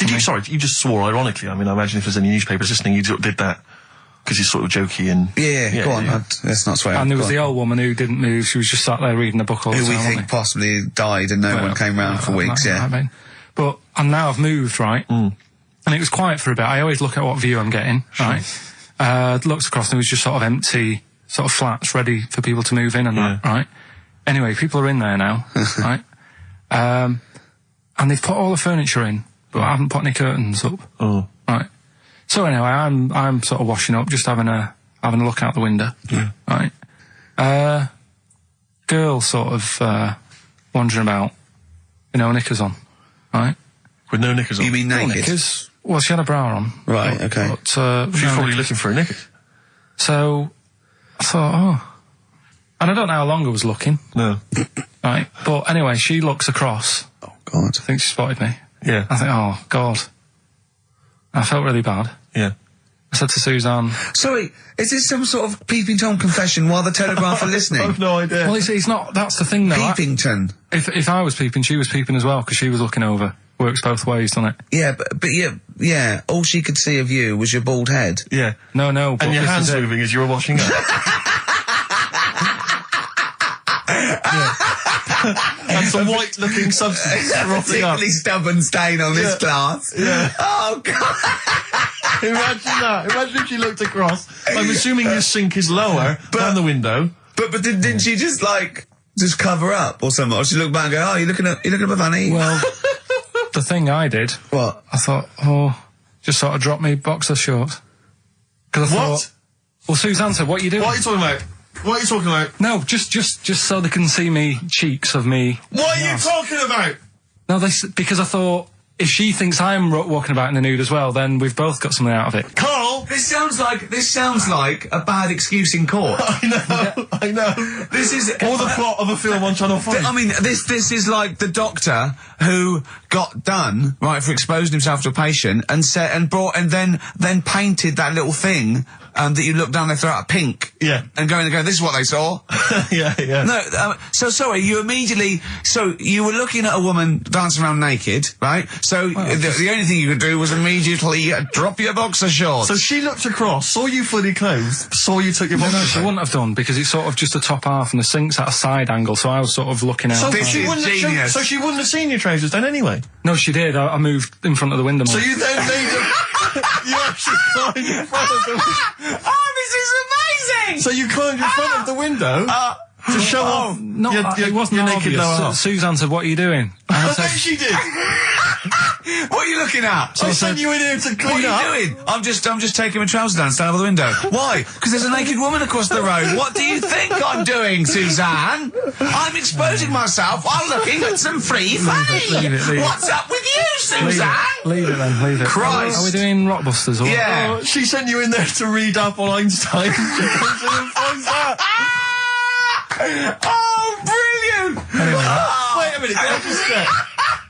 A final question. What did the woman across the way... What happened? What was her I reaction? didn't look again. I just thought you've seen a bit of action as well. We're both happy. Let's leave it. Brilliant. So were you waddling around like a penguin with your trousers around your ankles? I just was walking about, and Suzanne said, "What are you doing?" I said, "I'll explain to you in a bit, but don't look out the window because then it's obvious." Then he sees, she calls her husband to look at Karl walking around naked. He goes, "Oh, she's got a... Quick, Suzanne, get him out. There's only one with you can do. Get some more friends. They've gone one more."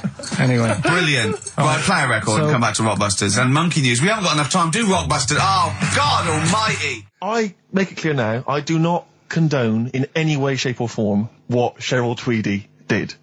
But I have to say, they wind me up. By they, you mean toilet attendants? Yes, No- yes. Right, Yeah, yeah, not not- Pop Idol winners. That's what I thought you meant, Yeah. So, go on. But, because I'll tell you what it is, you go into a club or pubs or big friendly pubs, you go in there, and there's the toilet attendant in there. He's got his little display of aftershaves, sprays, some sweets maybe, Blue Stratos, whatever it might. Yeah, and maybe a blue lollipop. Stratos, maybe a lollipop. And all right, I don't know if they're. I assume they're not employed by the club. I'm assuming the club's got. We've got the DJ, we've got the bar staff. Wait a minute, we need a guy to irritate people in the when the toilet. manager walks in, do they hide? Well, this is it. I don't know if it's a guy who's just like. Is it like busking? Yeah, he Do they snuck just- in. like, yeah, okay. He came in when it was free during happy hour. He's got a little bag, carrier bag. Yeah. He snuck in the toilet. But the thing is, it's the fact that toilet attendants, fair enough. I mean, I'm happy if a toilet attendant sneaks in under cover of darkness, cleans it for me, and then shoots off. But it's when I have to see them there. I feel know. guilty because I'm like, I've got. It's like I maybe wash my hands. I'll forget he's there. He'll hand me a paper towel. Suddenly I've got to tip him like a quid or It something. annoys me because just out of I piss. wash my hands at all. I don't usually wash my hands. never wash my hands. I sometimes don't even bother getting my knob out. I do it by stand and change my trousers when I get home. Exactly. So it annoys me I have to go through this charade of getting it out, slushing out of it, shaking it dry, and then washing my hands. See, if just he 'cause did there's- any of those elements, What, I'd shaking tip it him for a you? quid, yeah. Pop it out. But yeah. not to hand me a paper towel and get it myself. And I I just, know. it's this guilt. And sometimes I'll hold it in because I'm nervous I don't want to go back in there. What It's annoys costing me a is fortune. like a posh award ceremony, it's a pound of piss. It is a pound of piss. Do you know what I mean? So, I Or sort in a of like- top hotel or something. Yeah. It's absurd. And I tell you what's worse than that. I know that he's doing it because he's got to feed his kids. But it's the fact that I've got to look him in the eye.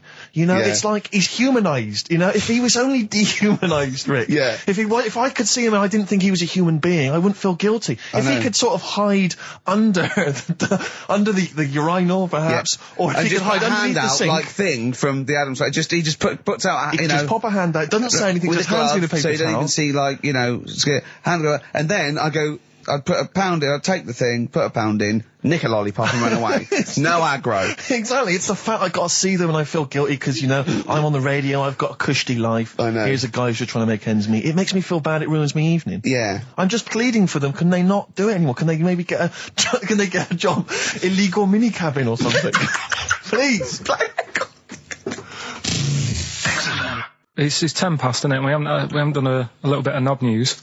No, we haven't done none news. No. But It's been 3 months. There's been- It's been 3 months coming. there's this thing. I don't know the full story. I don't know how it happened, right? But little Russian fella. Yeah. He was sort of having sort of emptying his bladder, right? And Yeah. somehow electrocuted himself, Right. And sort of did a bit of damage. How's he? Oh, he slashed I don't onto know. some I don't live know. wires or Something like that. So Did anyway, it damage to himself or to an electric fire or something? no, to himself. To himself. Yeah. And so the doctor. Didn't slip and curling tongs went up his arse when he was pissed because that's happened a lot. In Yeah, we've all been hospitals. We've all shoved the old curling tongs up the arse when having a piss. Right. So I can't even be bothered. No, go on. No, we're interested. We're interested. What? Come on, we're interested. Don't You give can't up. be bothered. You get Mondays off. Do some work. All right. So anyway, so the doctor says, "Oh, it's not looking good. We'll have to take that off." What? I was like, a novectomy? Yeah. Really? But the funny thing is, right? Nothing funny about that. They've done. You're doing me head in. Just tell the story. It's doing me head in. Oh, you can chill out on Monday. I've only got 15 minutes, but I'm going to talk to you every Saturday. I'm going to get the money's worth out of this because you get Mondays off, and I can't bear the fact someone getting away with something like that because it's terrible. So you're going to stick this out, or you're going to have to work Mondays. So take it on the chin, right? Okay. Just finish the story. Yes. I command you. Just do it. Anyway, so they said, he said, you know, will you be able to sort me a little knob out? A prosthetic No, cock, yeah. yeah. But they put him out Yeah. for the operation. Yeah. He woke up, Yeah. right? And he's thinking, oh, thank God that's over and done with. Yeah. They've only grown it on his arm. What are you talking about? You twat. Shut the you're an idiot. What do you mean they've grown it on his arm? Apparently, like, that's the way they do it. Oh, yeah, but to then put it on, that wasn't a mistake. It wasn't doctor going, did it go there? Some bloke I didn't do a degree. Are you a real doctor? Yeah, yeah. Yeah, but why put it there? Because it's got to grow, it's got a graft there, so they can control it. To skin tissue. But on your arm. Well, But they're going to your remove it back from the arm itself. What do you mean on the back? on your back. Somewhere, well, we can't wear a t-shirt. Yeah, but you could have a ridiculous. He's quick, in hospital. but this way you can still have a little tug, can't he? But they'll leave it there for quite a bit. It's not, do you know what I mean? It's not going to be like, oh, it's just there for a few days. Yeah. It's there for a bit. That's not good, is it? So he's got a cock on his arm. Yeah, what's up with that? What do you mean, what's up with that? Well, I mean, we could say it's a thumb or something, couldn't he? Yeah. But they remove it. Be good And for attach hitching. it down wouldn't below later. If you had a knob instead of a thumb and you went hitchhiking, just tickle it, and they can see it like a mile down the road, couldn't they? Boasting. Yeah. If I'd lost my knob, I'd go, oh, I'm not going to have all that stuff. Just whack a pair of tits on me. Do you know what I mean? I think, oh, just forget it. But why not just put it where it should be straight away instead of messing about? Where should it be straight away? You know. On the you forehead. Listen, are we doing a competition? Let's play a tune. Come on, Carl, you can't be bothered. Right, Alright, okay, bit of we're rainbow, going to bit of scrap rainbow, this yeah? and you're going to work Mondays again.